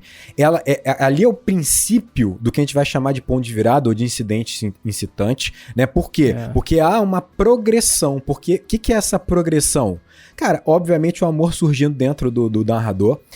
E fica muito claro quando é mais ou menos ali nos 22 minutos, como eu já falei, ponto de virada é normalmente 24, 25 minutos. Aos 22 mais ou menos é quando ele tá abraçado a ela, tentando chegar num acordo com ela, e com 24 minutos, mais ou menos 25, o que acontece? Eles trocam de telefone, eles trocam os telefones. Então assim, é um encontro, é um date, é uma estrutura de romance clara. Né? O que eu acho muito foda é como ela chega, cara, pra mim no filme é espetacular. Ela chega como se ela fosse um corvo, sabe? E ela quase grasna quando você ouviu o barulho do salto dela na escada vindo, parece um grasnar. Ela chega como se fosse uma aparição, sabe? Tipo Birdman, pra mim é isso, ela chegando assim na visão dele, porque é isso. A grande ironia pra mim do filme é que esse cara, ele é tão acovardado na ideia de tentar se conectar com ela, né, que é uma mulher muito mais imperativa do que ele, que ele se sente tão inacessível, ele fala... Na verdade, o grande medo dele de trepar mal, saca? Tipo assim, é uma parada tão bizarra dentro dele que ele prefere criar uma guerra contra o mundo pra poder provar pra ele que ele poderia pegar ela pelas mãos, tá ligado? É chegar no final, é fazer aquele arco inteiro de provar que ele pode tomar porrada, ele pode dar porrada, ele pode sofrer um acidente de carro, ele sobrevive a porra toda pra ele conseguir ter o mínimo, sentir um mínimo de masculinidade na cabeça dele pra ele poder se conectar com a Marla, enfim, se conectar com a Marla, sabe? Então, tipo assim, o filme é um grande romance. O filme é um grande romance, cara. É foda. A estrutura é perfeita, né? Porque eles se conhecem, né? Eles trocam telefone, eles se separam, aí eles vão e começam... Depois eles se reencontram, né? E começa um relacionamento meio caótico entre eles, né? Em algum momento, na cena do ônibus, eles se separam de vez, que começa... vai acabar o romance deles, né? Mas eles se unem no final, sabe? Tipo, então no final eles estão juntos. Porra, não, e Fábio, por que eles se separam no momento mais dramático? Eles vão se separar por conta do projeto. O Tyler vai implementar o projeto. projeto. E aí ela tem que separar. Olha que coisa maravilhosa. Quem nunca imaginou isso como um adolescente? Você tem um projeto, ou então um tipo de vilão, um tipo de algum acidente que eu tenho que salvar a minha amada. É a maneira mais nerd que você tem de você tentar se aproximar de quem você está interessado. Então ele vai salvá-la. É quando ele consegue retomar o contato com ela, vai salvá-la e oferecer pra ela a conclusão daquele projeto, que são os 3 prédios lá explodindo e caindo. Porra. O Palahniuk no final tem um pós-fácil, né? Que eu até não pesquisei, mas acredito que ele tenha escrito depois, porque ele cita. Ele fala, eu sou o cara que tava aqui antes de ter o Edward Norton, antes de ter o Brad Pitt, antes de ter um clube no Brasil que diz que é o Clube da Lua, tá? Ele vai falando de um monte de coisa, né? E aí, no final, ele brinca que ele fala, mas ele fala uma coisa assim, no final o que me deixa triste mesmo é que ninguém percebeu que eu tava escrevendo um romance. Ele mesmo. E ele brinca até com isso. Olha, já analisaram a minha... A gente percebeu. Já analisaram a minha obra até de uma perspectiva freudiana, que a gente já fez aqui, né? Mas ninguém percebeu que no final das contas eu só queria contar a história do cara que queria ficar com a menina e não sabia como fazer. Não sabia como fazer porque tinha medo de broxar. O que eu acho fantástico quando eu vejo esse filme, e agora analisando ele sob essa perspectiva do romance, né, da estrutura do romance, mas o que eu acho fantástico é porque a confusão que o personagem tem em relação a ele mesmo, em relação a Marla, ela é passada pra gente, de certa forma, na confusão que o roteiro estabelece, a confusão da forma que o roteiro estabelece a Marla pra gente, sabe? A Marla é antagonista do filme, sabe? A Marla, ela vem como antagonista, ela atrapalha ele, ela tá ficando com, na nossa perspectiva, com um amigo dele, mas ele gosta dela, mas ele não quer que ela esteja perto, então ela tá sempre criando conflito. Ela, pra mim, se torna um antagonista. Ela é invasiva, né? Ela vai na casa dele sem ele querer. E você fica assim, caraca, por que ela tá atrapalhando, né? Tipo, o que ela tá atrapalhando? Porque o antagonista é isso, tá atrapalhando o personagem principal, né? E aí você, caraca, ela tá atrapalhando, você vai sentir isso. E isso é fantástico, a forma como o roteiro faz com que você sinta a Marla como antagonista, quando na verdade o antagonista é o Tyler, né? E aí vai ter lá na frente o ponto de virada, onde o antagonista eles trocam de lugar, né? O Tyler se torna antagonista e ela é o caso romântico dele, de fato, né? Então, porra, isso é fantástico. Foda, mas quando você é apaixonado por alguém que você acha que é inacessível, sabe? E ela tá ali, né, passeando, desfilando na sua frente, ela é antagonista, ela gera todas as suas angústias, todos os seus conflitos. É muito foda. Isso, perfeito, Rodrigo. Porque antagonista não necessariamente é vilanesco, né? Ele só tá num ponto diferente. Tá antagonizando, né? Mas olha só que legal. O Rodrigo falou uma coisa que é muito maneiro, mas só que nesse momento ele já estava ficando com ela. Sim, exatamente. Isso é muito foda, né? Isso é muito legal. Sabe, tipo, e essa confusão que ela não deveria ser antagonista, sabe, nessa situação, mas o roteiro torna ela antagonista. Então isso é muito foda nesse roteiro, sabe? E tipo, eu percebi depois, assim, quando você vai pegando, ele vai, vamos dizer assim, materializar, entre aspas, esse Tyler no avião, é bem depois que ele explodiu o apartamento dele, que ele preparou tudo pra explodir, né? Ele vai chegar dessa última viagem, né, e vai... Cara, ou seja, ele prepara tudo pra explodir aquele apartamento, porque realmente o Tyler, ele vai já existir de fato no abraço que ele dá na Marla, no momento que troca o telefone. A partir dali começa tudo. O telefone que ele dá é o telefone da outra casa. Já é outro telefone. Aí, pode crer, exatamente. Já é outro telefone. E outra coisa, o filme mostra, inclusive, frames do Tyler antes do Tyler aparecer, né, de fato. Então, é pra dar justamente essa ideia mesmo.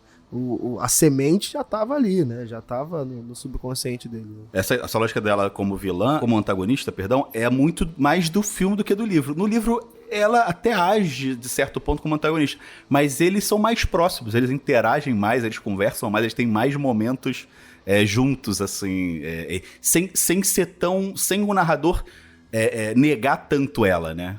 Interessante. Quanto interessante. no filme. No filme, o narrador nega ela mesmo, né? O narrador, ele é contrário a ela. Até porque, apesar dela ser muito doida no livro também, no filme ela tem uma imagem que vai mudando, eu acho, ao longo do filme, mas ela tem uma imagem de ser, assim, uma pessoa, uma outsider completa, né? Assim, uma pessoa completamente doida, completamente descontrolada e tal. E o que é Helena Bonham Carter, né? Nossa, A aparência, tanto do Edward Norton quanto do Brad Pitt, também mudam ao longo do filme. Sim. Tava até lendo sobre isso, porque o Tyler Durden vai ficando cada vez mais forte, né? Cada vez mais bronzeado, né? Cada vez mais luminoso. Enquanto o narrador, ele vai ficando pálido. Com a Helena Bonham Carter fica mais fácil de ver, né? Porque tem um uso muito forte de maquiagem, de fato. Mas com eles dois também acontece. E é justamente pra isso, pra passar essa transição. O Tyler tá ficando mais forte.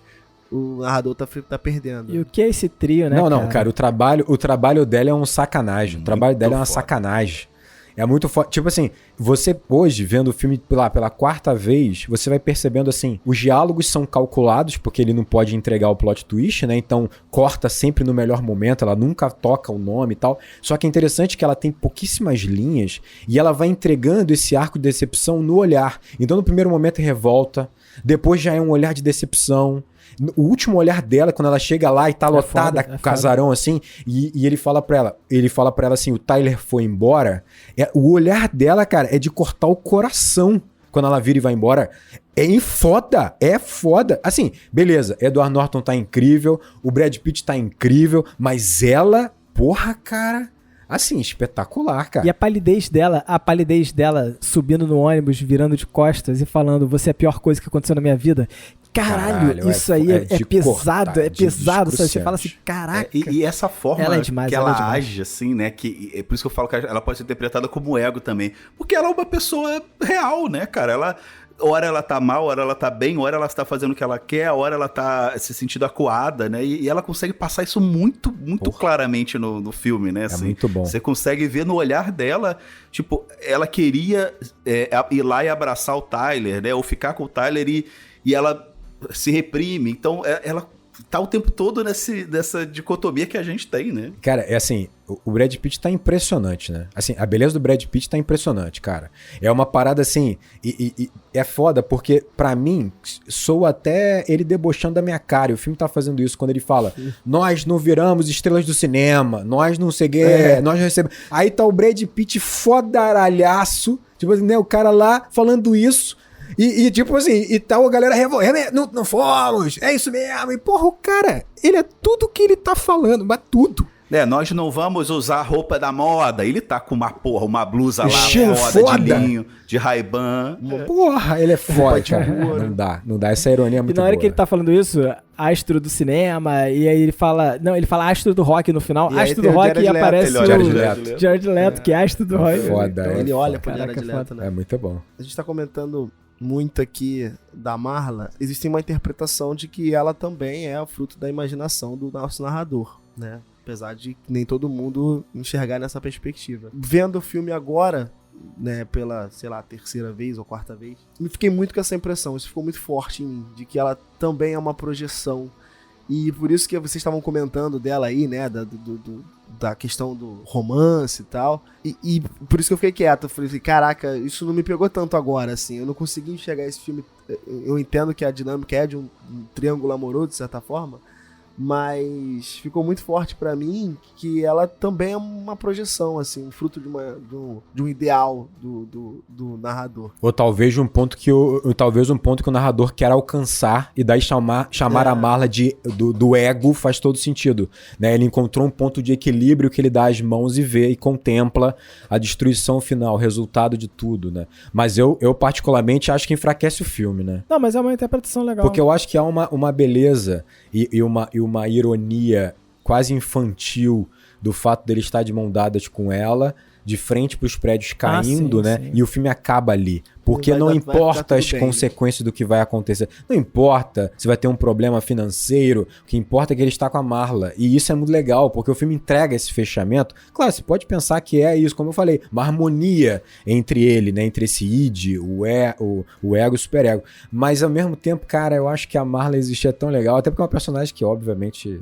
Eu adoro, né? Sim, e tem o fato do sentimento que ela expressa não ser alguma coisa criada na cabeça dele, sabe? Porque será que ele seria capaz de expressar esses sentimentos, sabe? Ela é muito complexa pra isso, né? Ela é muito complexa pra isso. É muito foda você pegar uma crítica a esse mundo tão machista. É isso. É tão machista que ele, por conta de medo, de sentir pequeno, de se apequenar, ele vai buscar o He-Man dentro dele só pra se declarar, só pra se conectar com a Marla, sabe? Então eu acho que essa ironia é maneira.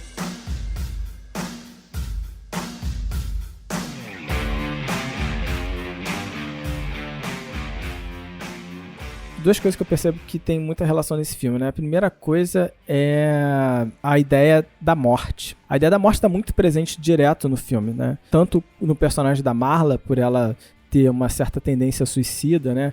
Como também o personagem do Tyler, ele incentiva essa ideia de abraçar a inevitabilidade da morte, né? Você tem que viver o momento sem medo ou hesitação. Então, ele tá sempre fazendo coisas que ele pode morrer nesse processo, né? Ele até tem uma frase interessante que eu anotei aqui, né? É apenas quando perdemos tudo que seremos livres para fazer qualquer coisa. E, de certa forma, eu acho que isso mostra um pouco desse niilismo desse personagem que a gente vai poder falar um pouco ainda. Mas tem uma coisa que eu percebo que existe muito nesse filme, que é a questão da alienação. E aí eu queria citar 3 pontos aqui, né, de alienação no filme que eu acho que faz muito sentido a gente olhar. O primeiro ponto é a alienação por meio da burocracia. Elemento que você falou muito em Distrito 9. Falamos de Distrito 9, exatamente, né? Falamos muito em Distrito 9. O episódio de Distrito 9 é muito bom sobre isso. Mas não tem como não lembrar de Kafka, né? Não lembrar de Metamorfose, por exemplo, né? Mas eu acho que o protagonista aqui, ele também traz muito essa ideia, né? A ideia de que ele tá ali pra fazer uma conta. O trabalho dele é fazer uma conta. E essa ideia de, tipo, eu tô aqui pra multiplicar A, B e C, né? Basicamente é isso. Esse é o emprego do nosso protagonista. Só que essa conta é para tomar uma decisão, e a decisão é simples, né? O que é mais barato? Ser processado por matar pessoas em acidentes causados pelos automóveis da minha empresa, ou fazer um recall dos automóveis? Sabe, essa conta, né, esse trabalho de fazer essa conta está mascarando um problema sério que está acontecendo em função do lucro, né? Em função do capitalismo. Esse é o primeiro ponto de alienação que eu vejo. Né? E ele vai quebrar isso. Ele vai quebrar como, né? Bem, ele quer derrubar o capitalismo de alguma forma, né? De alguma forma ele tá buscando isso, né? Derrubar o consumismo, né? Não, eu acho que ele ainda tá num ponto de crítica a essa posição, né? Ele tem discernimento de que somar A mais B mais C, no final das contas, não deixa de ser uma forma de alimentar esse sistema. Ele, o personagem, o narrador, tem essa crítica. Ele sabe. Ele não tá só no mecanicismo de meu trabalho é esse, ponto, acabou, não gera consequências. Uhum. Esse cara não, ele sabe das consequências. Talvez seja por isso que o Tyler Durden, né, acontece também, né, porque ele tá vendo um problema que o sistema tá gerando. Ele, no fundo, ele sabe, né? No fundo, ele entende essa crítica, mas ele tá, como Fábio, perfeito, ele tá soterrado de burocracia. Então, ele só pensa, a mente dele tá pensando na burocracia, né? Que aí é o superego agindo, né? Esse é meu trabalho, é isso que eu tenho que fazer, e o capitalismo é assim, pronto. Né? Então ele tá soterrado aí disso tudo. Não é culpa minha. O mais interessante é isso, não é culpa minha. Eu tô aqui pra fazer essa conta, sabe? Eu só trabalho aqui. Alguém vai fazer essa conta, exatamente, né? E é como é engraçado, né? Como é que ele vai lidar com esse peso, porque ele tem um peso, né? Ele tem um peso de dar essa resposta que ele sabe que é absolutamente, no mínimo, antiética. E aí, a maneira dele lidar um pouco com isso é ele desabafar. E ele conta isso nos amigos que ele faz passageiros, né, no avião, que é uma forma dele lidar com esse peso, com essa culpa, né? Ele conta, ele passa pra terceiros, né? É foda, maneiro. E uma coisa que deixa muito claro que ele entende isso, Daniel, é que ele vai lá e ele percebe a gordura de uma pessoa que morreu no acidente de carro presa no banco do carro. Então, sabe, ele tá muito próximo dessa morte. E a segunda alienação que eu ia citar é a alienação numa perspectiva psiquiátrica, um estado de despersonalização, que é o Tyler Durden. É a perda da sua identidade, é a dificuldade de se relacionar com a sociedade e essa ideia de que ele não tem nome no filme. Isso tá muito presente, assim, essa alienação de quem ele mesmo é, e basicamente isso é a morte dele mesmo. Ele matando ele mesmo pra ele ser outra pessoa. A terceira forma de alienação que tá aqui também, que aí tem a ver com capitalismo, né, mas é a alienação capitalista, digamos assim, né, é você não se enxergar como classe trabalhadora. Em alguns momentos, né, você vai perceber que as pessoas, elas não se enxergam como unidade, né? A classe trabalhadora não se enxerga como comunidade. E o pouco que você acende, né, faz parecer que você é próximo do milionário. E o Tyler fala muito sobre isso, né? A ideia de, tipo, venderam a ideia de que eu posso ser um milionário. Mas a verdade é que você é muito mais próximo do pedinte na rua do que do milionário. E aí é a alienação do capitalismo, né? O realismo capitalista, né? Essa sensação de que o capitalismo é o único sistema político econômico viável, sabe? Essa alienação está muito próxima aqui também, né? Dessa ideia de você não se enxergar como classe trabalhadora. Na década de 90, a gente tem esse processo de alienação, obviamente, acontecendo. E o que acho que comunica muito com esse filme aqui é que soma um pouco do que você falou antes também, né? A dificuldade das classes operárias e trabalhadoras, elas se entenderem enquanto unidade e, né, para pleitear qualquer tipo de questão ou melhoria. Não é de hoje, não é da década de 90, isso já vem de muito antes, mas é muito característico da década de 90 essa insatisfação sem direcionamento. Então, em várias áreas, você vai ter a percepção da insatisfação, mas você não tem necessariamente um apontamento de para onde seguir, porque a gente tá, como a gente falou antes, né? É uma perspectiva de fim. 2000 tá ali, acabou, né? Não tem mais o que fazer. Então eu vou manifestar minha insatisfação, né? Mas eu não sei exatamente pra onde direcionar essa raiva, pra onde direcionar esse movimento, pra onde direcionar essa energia. Esse filme também traduz um pouco isso. Porque o Tyler, tudo bem, ele tem um mega plano, né? Mas esse mega plano, ele, por vezes, ele parece desorganizado pra caramba. Tu não tá entendendo o que ele tá construindo, né? Ah, vai ali, pega briga com alguém na rua e você tem que perder. Sabe? Aí tu fica, caraca, como é que esse quebra-cabeça se organiza no final? Eu acho que se organiza porque é um filme, né? Porque é um roteiro. Porque na década de 90 a gente tava atirando pra todo lado, no final das contas. Mas vou te falar que essa ideia do apanhar até que faz muito sentido, né? Porque no primeiro momento que você dá... gente, exatamente, né? Você dá o gosto pro outro que bateu, ele fala, caraca, é bom bater, é bom ganhar, né? O que eu acho mais triste nesse contexto, assim, que tem a ver com o que o Fábio falou das alienações, essa última que vem desse realismo do capitalista, é uma ideia de que realmente, assim, o filme passa um pouco isso. É tipo assim, cara, deixa eles se revoltarem, sabe? Vai, descarrega essa energia aí, depois eles voltam pra gente, sabe? No sentido de, tipo, vocês destruíram 3 prédios aí, pô, a gente queria mesmo já fazer aqui um prédio novo, maior, quem sabe bater o recorde de prédio mais alto, a gente vai poder usar esse espaço, ó que maravilha, valeu. Ou então, tipo assim, não, deixa ele explodir algumas cafeterias, tá de boa, daqui a pouco a gente pega umas camisas do Tyler, faz umas camisas do Clube da Luta, a gente faz um filme sobre vocês e vai ser foda pra caramba. Então, assim, parece que realmente tudo vai ser engolido, né, por essa bola, sabe? Tipo, essa massa. E é foda, né, cara? Porque realmente, porque não tem pra onde direcionar, então fica as explosões parecem, né? E aí tem a ironia máxima. Por exemplo, o filme, ele aponta isso, né? Só que aí, por exemplo, eles iam o David Fincher queria muito que fosse destruída uma cafeteria da Starbucks. Tanto é que ele colocou o copo do Starbucks em tudo quanto é canto do filme. Só que quando ele tava no roteiro lá que eles iam destruir uma cafeteria do Starbucks reclamou. E aí eles tiveram que pegar então uma cafeteria qualquer, sabe? Tipo assim, porra, olha isso, cara, é uma parada muito irônica, né? É tipo assim, olha como é revolucionário. Não é, né, cara? Não é, porque realmente isso é um produto no final, não tem discussão. É um produto e que foi produzido por uma das maiores conglomerados de mídia do mundo, a Fox.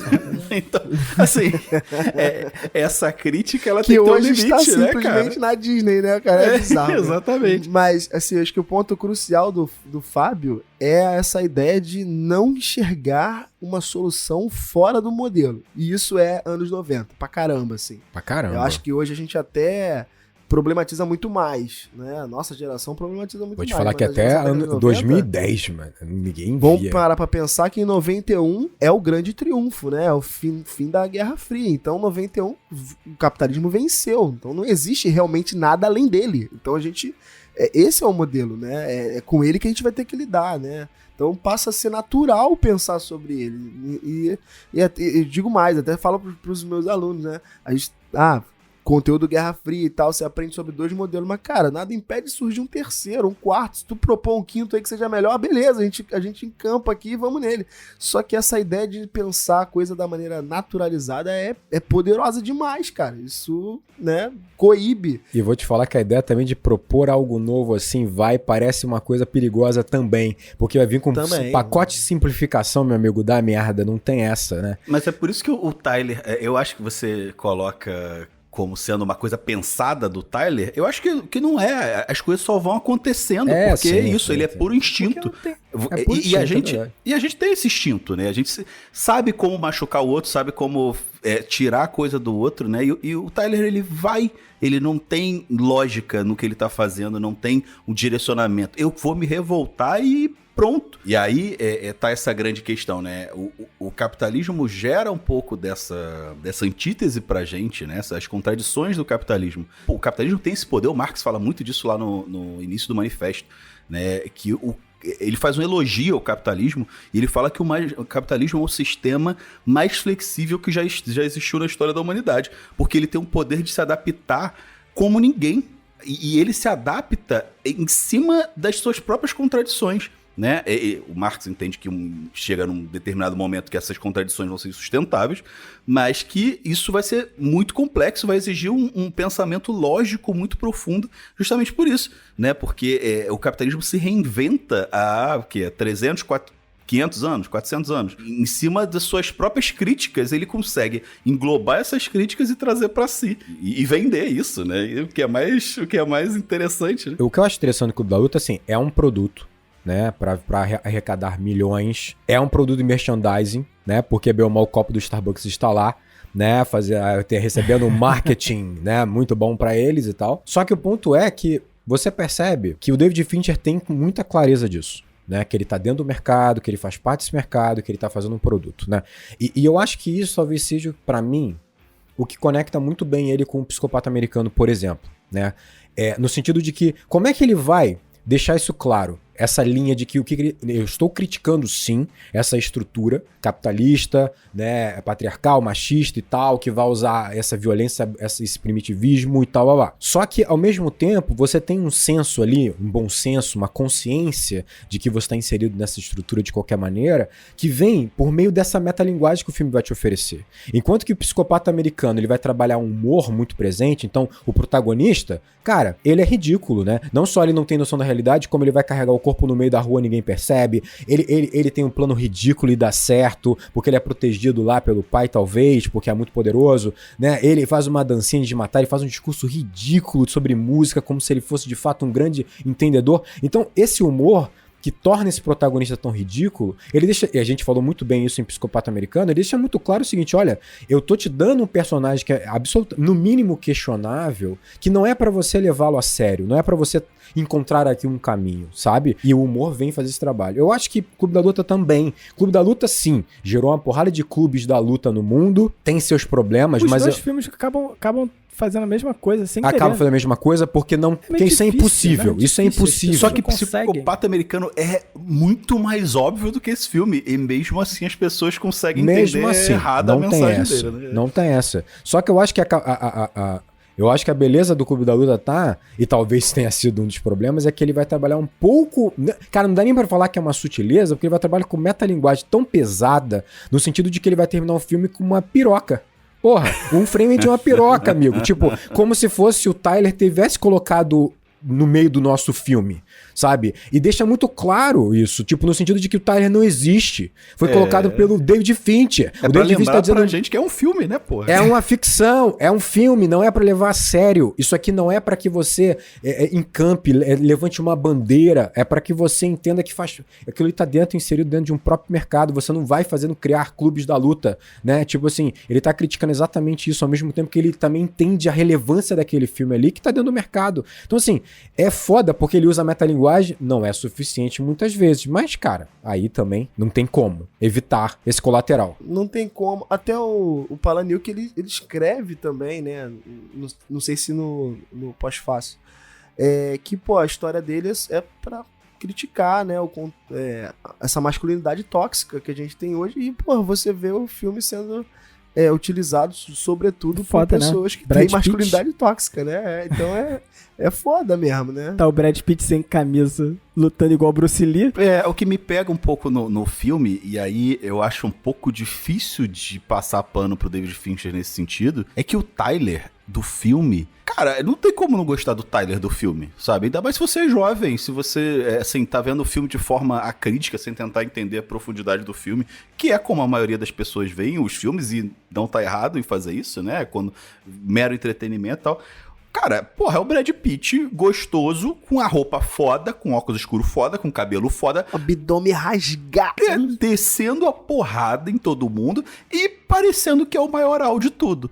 Então, assim, pra mim é um pouco delicado, e a gente tem esse debate em outros filmes, a gente tem esse debate, por exemplo, muito forte em Tropa de Elite, né? Assim, até que ponto é o papel do diretor ou não.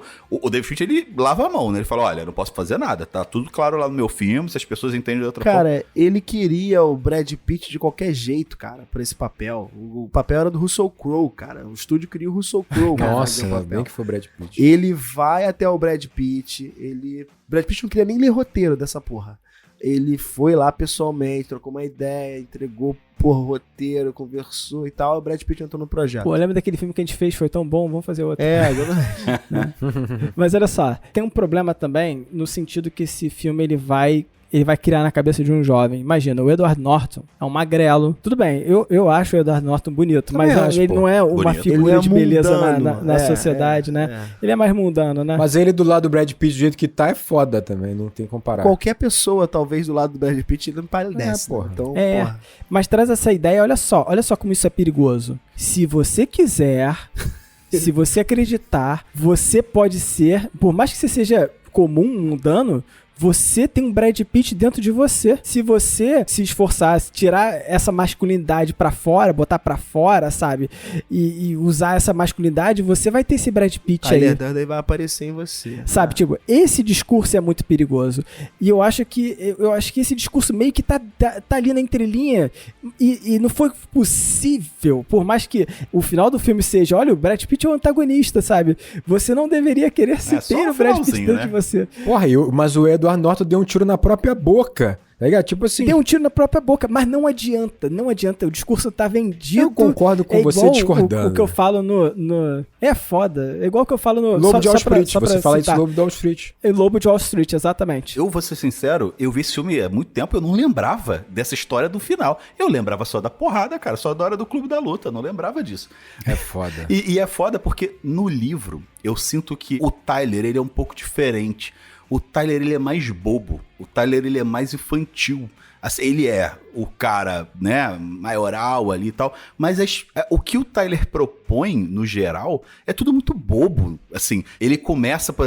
o que ele propõe pro narrador fazer? Por que você vai lá na casa dele e enche de tinta no encanamento? Ele vai ficar todo pintado de azul.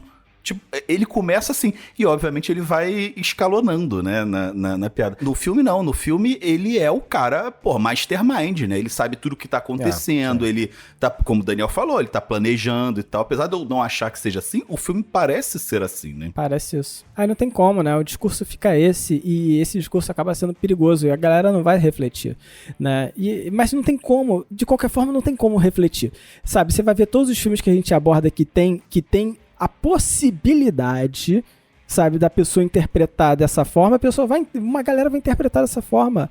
É o Psicopata Americano, é o Lobo de Wall Street, é agora Clube da Luta. A Tropa de Elite, Coringa. O Rorschach, né? O Rorschach, cara, exatamente. A gente tá falando por Psicopata Americano, o Rorschach, cara, são caras que são psicopatas, assim, é nítido que eles são psicopatas. Tá no nome do filme, Psicopata Americano, né, cara? E assim, tem pessoas que idolatram. Claro, impossível, né? E como o Rodrigo falou, o humor, ele ainda serve no filme pra, sabe, desconstruir o psicopata americano, você mostrar que ele é ridículo, e mesmo assim. O Rodrigo já comentou isso, não lembro exatamente em que momento, mas é muito difícil fazer o personagem fodão, né? Fazer o personagem que é esse cara todo poderoso, porque você corre esse risco mesmo. As pessoas se identificarem com ele e acharem que elas têm que repetir o que esse cara tá fazendo, né? Pra mim é um dos personagens mais difíceis de fazer, e quando você faz ele bem, como é feito aqui no filme, né, gera esse problema, essa dificuldade, porque no final das contas o Tyler é a visão do narrador, Não é a visão geral, não é a visão onisciente, é a visão do narrador que não é confiável, né? E aí nisso você tem esses caras que se identificam. Se eu não gosto como a mulher me trata, se eu acho que ela deveria me endeusar, né? O Tyler tá certo. Eu sou o homem perfeito, eu sou um homem muito correto, muito inteligente, que trabalho, que pago minhas contas, então eu deveria ser endeusado. E no momento que uma mulher não me endeusa, eu acho que o Tyler tá certo. O Tyler vira uma hora e fala, a gente é assim porque a gente tá numa sociedade criada por mulheres. E assim, como alguém pode não entender essa ironia, né, cara? De um monte de homem sem roupa se atracando num porão, assim. Ainda tem essa piada o filme todo, essa piada, não, esse tom, né? E o Palahniuk é gay assumido. E assim, ele brinca com isso o tempo todo. Não, o Tyler fala, logo depois dessa fala, Caio, o Tyler fala, eu acho que talvez a gente não precise de uma mulher. Ele fala pro narrador, né? Então... o mais curioso de tudo isso, cara, é você, como a gente já falou aqui, cara, não é o suficiente, tá explícito, tá escrito, o autor falar, porque é aquilo, a obra quando sai, a gente, né, apropria da forma como a gente entende o mundo ao nosso redor. E aí, é isso. É aquela história, né? A obra não é mais do autor, é do público. Não, e aí tu então... pensa, tu pega um diretor que tem obcecado por um livro. Ele sabe que o Tyler tem que ser feito pelo Brad Pitt. Né? Naquele momento, o Brad Pitt, não há ninguém como o Brad Pitt. Pra você encarnar o sonho de ser de alguém, sabe? Tipo, você sonha em ser alguém. Porra, é o Brad Pitt naquele momento. Então, assim, você vai fazer um filme falso, desonesto, porque talvez, assim, a minha mensagem não vai ser distorcida? Porra nenhuma, tu vai fazer o teu filme, cara. Tu vai fazer o filme com o Brad Pitt. Jovem, né? Jovem. E eu acho que tá certo. Cara. Eu acho que a gente precisa... Eu acho que esses filmes, pra mim, também, eles são os checkpoints da gente ir entendendo como sociedade, se a gente tá amadurecendo também. Quando a gente, como sociedade, vê aquele filme década de 90, a gente viu de um jeito. Agora a gente tá vendo de outro. Daqui a 20 anos vai ver de outro. Isso é uma maneira também de entender como nós estamos amadurecendo ou não estamos amadurecendo. Eu acho que esse colateral, ele acontece. É óbvio, assim, óbvio que vai ter diretor merda, que tem visão muito merda mesmo, fazendo esses filmes, tentando fazer esses filmes, e só conseguindo transparecer os preconceitos e as cagadas que ele tem na cabeça dele. Tem. Isso aí não fica pra história nossa merda, sabe? Ó, o Rorschach aí. O Rorschach tá aí. O Rorschach tá aí. Mas o problema é que o Rorschach vem de um material foda pra caramba. O problema é que o Zack Snyder pegou o bagulho o problema e corrompeu é a visão do diretor, o bagulho, corrompeu a merda. Só pra sintetizar a temática Brad Pitt, o Fincher, ele dá uma entrevista e ele fala que ele queria que o Tyler fosse um cara apaixonável, que as pessoas se identificassem com ele no primeiro momento e que amassem ele, né? E que o Tom minguasse no final, que as pessoas, né, fizessem essa gestalt aí, fechassem essa gestalt, ó, beleza, ele não era, né, só que, porra, o charme do Brad Pitt é realmente difícil de quebrar, né. Aí que eu tenho meus dois pés atrás com o que o Rodrigo colocou, né, assim, eu acho que tem que fazer até certo ponto, né? Assim, você tem que ter essa responsabilidade com o seu filme, apesar de ser meio incontrolável, né? Como as pessoas vão pensar, de como é que você vai passar determinados temas, né? Eu acho que Psicopata Americano é bem claro. Aqui eu já acho que fica bem turvo, assim, esse idolatrar o Tyler e odiar o Tyler, né? Porque isso só acontece nos minutinhos finais ali, né? Ele só entra no papel do vilão e o final, principalmente, né? Que é onde você tem o fechamento ali, né? Do Tyler como vilão, é muito sutil para o filme que é verborrágico pra cacete. Um filme que tá toda hora jogando imagem na tua cara, toda hora jogando informação na tua cara. E você tem um final tão sutil...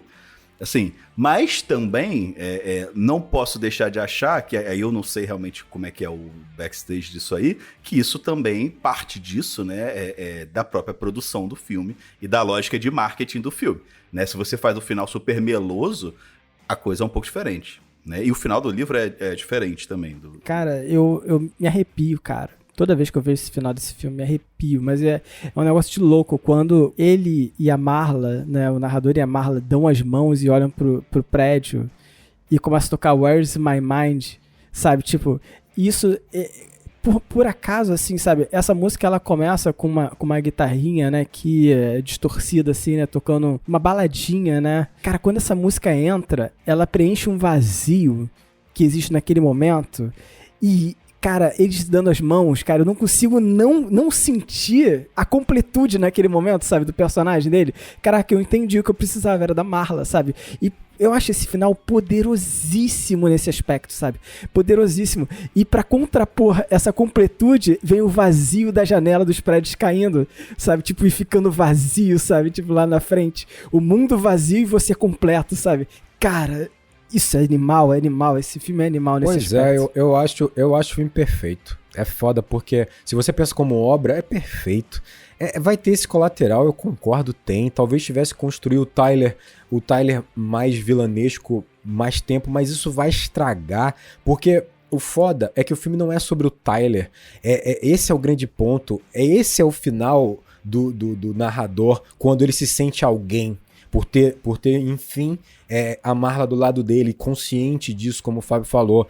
E aí é muito legal, porque o narrador fica grande e pequeno ao mesmo tempo, minúsculo e maiúsculo ao mesmo tempo, porque é isso, ó, ele acorda um dia angustiado, cheio de vulnerabilidades, contradições e inseguranças, só que a gente vive num mundo em que um homem que tá sentindo isso, ele entra numa armadura e sai de peito estufado, e na verdade tenta enfiar lá no buraquinho mais fundo possível essa porra toda pra mostrar que, não, eu não tenho que lidar com isso, eu não preciso. Ele sai mais macho do que nunca pra lidar com isso. Ele prefere lutar contra uma guerra inteira, sabe? Tipo assim, contra um batalhão inteiro, do que simplesmente pedir ajuda, do que simplesmente desabafar, ou procurar ajuda, ou conversar com um amigo. Ele prefere tudo isso, sabe? Sangrar, quase morrer, capotar, do que simplesmente virar pra ela e revelar suas vulnerabilidades. Então, assim, cara, pra mim isso tem uma beleza tão honesta, porque, assim, é a nossa história, sabe? É a nossa história, cada um pouco mais, o outro um pouco menos, sabe?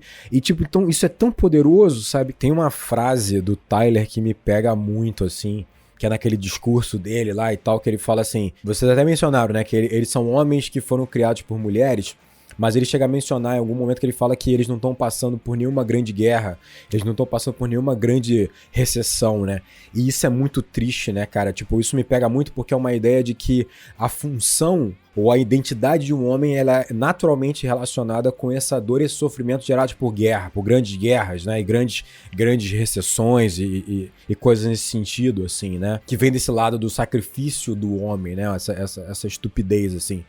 É como se as guerras não fossem criadas por eles mesmos, né? Mas assim, o bizarro é que quando você, teoricamente, você não enxerga essas guerras de fato existindo, né? Uma grande guerra mundial, por exemplo, uma grande recessão ali no final da década de 90, por exemplo, você vai ter, então, homens que vão basicamente criar suas próprias guerras, né, cara? Tipo assim, ele precisa criar suas batalhas para que ele tenha alguma função na cabeça dele, né? O que é mais assustador é você perceber que isso tá meio perdido e pulverizado no início dos anos 2000, uma ideia de que guerra eu tô batalhando, sabe? Que porra é essa, sabe? E que isso vai ser gradativamente capitalizado numa ideia de que, assim, a guerra é essa guerra do sucesso. É a guerra de você se tornar o indivíduo, o CEO, o cara que dá as ordens, o topo da pirâmide, né? O cara que tem a liberdade completa financeira. E claro, depois esse discurso vai se humanizando numa ideia, tipo assim, é a guerra para você alcançar o topo e você ter liberdade plena de tempo, liberdade para você viver com a sua família e tal, não sei o quê.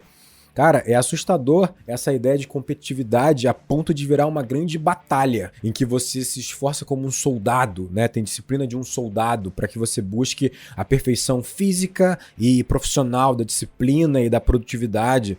Isso foi capitalizado. Como a gente estava falando aí, energias que estão dispersas vão ser capitalizadas e foram, né? Por meio na venda pelos coaches, né? Por esses ensinamentos, essa porra toda aí, por cursos online, né?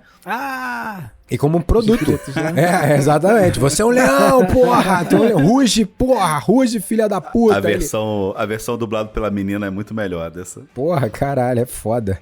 E é isso, né? Tipo, hoje a gente vive muito nessas batalhas, né? Que tem a ver com o mundo. E o mundo capitalista é maravilhoso, porque te dá todos os campos de batalha que você quiser.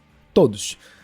Na tua casa, por um precinho, parcelado, maravilhoso, cara. Desde que você esteja seguindo o que é necessário para o triunfo do capitalismo, né? Triunfo e continuidade do capitalismo. Né? Quem não está, né? E é isso, né? Quando a gente tem um inimigo em comum, é muito mais fácil, né? É muito mais fácil lidar, é muito mais fácil viver. E essa natureza, muito entre aspas aqui, confrontativa do homem, especialmente, e aqui homem falando como gênero mesmo, né, do homem cis, né, essa coisa do confronto que ele tá sempre, ele tá lutando pelo que é dele, né, o homem não tem essa de chegar e conversar e chegar ao meio termo, não, ele tem que lutar pelo que é dele, né, a gente vê isso transbordando na nossa sociedade hoje em dia, né, cada vez mais, e essa coisa do coach, obviamente, né, de que você só vai conseguir se você brigar. E você vai brigar com o quê? Você vai brigar com todos os outros. Com todos os outros, com quem tá dormindo. Com quem se permite ter uma vida minimamente saudável no capitalismo. Né? Então, tem um debate que tenho visto muito em rede social agora. Essa geração nova, eles reclamam muito, reclamam de tudo no trabalho. Porque você pede uma hora extra, o cara reclama. Né? E vem muito desse fruto, né? Se você estivesse agradecendo, sabe, trabalhando, se esforçando... foda, tem batalhas que a gente não tem que lutar, né? Mas a gente também, né, ainda foi criado muito dessa forma, né? E continua ouvindo isso cada vez, né? Cada vez mais. Que é isso, enquanto eles estão dormindo, você tem que estar trabalhando. E posso fazer um hiperlink? O discurso que o Rodrigo fez, assim, falando sobre o homem lutando, né? E essa luta sendo também uma luta física mesmo, né? Materializada mesmo, não é uma luta... Não é um conceito de luta, não. É uma porrada. E isso vira um espetáculo também, sabe? Quando eu olho o Clube da Luta e o que ele se torna aqui pro Tyler, pro Jack, é um espetáculo, sabe? Tipo, várias vezes ele enaltece a pessoa que tá ali, sabe? E a galera tá em volta enaltecendo aquilo. E a gente vai ver isso na nossa sociedade de formas mais bizarras possíveis. E agora, eu queria relacionar, né? Porque justamente o personagem do Jack, que gosta da Marla, mas ele não consegue estar com ela, sabe? Porque ele não acredita nele mesmo. E aí ele vai criar o Clube da Luta e tá descendo a porrada nas pessoas. E aí eu tava vendo aqui outro dia, e eu, por acaso, fui impactado no meu Instagram, né? Pelo Kleber Bambam, falando que ele vai lutar com o Popó de Freitas. Vai. Eu vi, né? essa E aí ele tava chorando porque ele tá afastado da esposa dele não sei quantos meses. Eu te mandei esse por que você tá afastado da sua esposa? Acho que o Daniel que me mandou. Cara. E por que você tá afastado da sua esposa? Tipo, por que você vai lutar e ele chorando? E eu fico assim, caraca. E a espetacularização, sabe? Me lembrou automaticamente Northman, né? Também. Que é muito o final de Northman, né? É isso, né? Exatamente. Northman também é muito isso, né? Eu mandei esse vídeo pro Fábio porque ele tem o Bambam chorando com a música do Yoga, do Cavaleiro do Zodíaco, né? Aquela música triste. Verdade.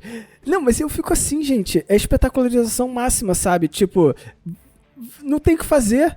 Ele tá triste, a esposa dele tá longe. Vamos lutar, sabe? Tipo... eu preciso lutar. O Paranuca, ele brinca nesse pós-fácil do livro que ele achava muito legal quando ele ia nas livrarias e aí tinham livros que tratavam sociedades de mulheres de forma muito metódica. Então, assim, tinha o Clube do Crochê, um livro sobre o Clube do Crochê, descrevia como é que era esse Clube do Crochê. E para homens não tinha isso. Ele não via que existia essa socialização do homem. E aí ele brinca assim, de uma forma extremamente irônica. E assim, como é que eu vou fazer uma reunião de homens ser interessante e vender? A única forma é a porrada, eles brigando entre si. E o curioso é que tem muita... Pra estudar pra esse podcast, acabei ouvindo um podcast lá da maravilhosa produtora Brasil Paralelo, e os caras destacam essa frase do cara e vendem como se o filme fosse sobre isso, sobre uma sociedade que reprime os homens. Que os homens não existem livros sobre a história dos homens. Então, assim, cara, é surreal. Assim, surreal. Nossa, é isso. Achar esses caras acham uma luta em comum. Né? E o Clube da Luta no final vira isso, né? É a luta contra a sociedade que oprime os homens héteros e de bom coração. É o cara que não usa drogas, é o cara que é certinho e tal. E aí a sociedade feminista oprime ele, né? E assim, já que a gente tá falando disso, né? É bom dizer que isso tudo é uma grande ironia, né? Uma grande babaquice, pra ser mais direto. É foda. Tá tudo lá explicado em Psicopata Americano também. Vai lá, Red Pill, Blue Pill... O Palahniuk, ele conta que ele tava num acampamento, ele foi numa cabana, pediu pra fazer silêncio, os caras meteram a porrada nele, ele foi pro trabalho no dia seguinte, cheio de hematomas, e ninguém, nem os amigos, perguntaram pra ele o que tinha acontecido.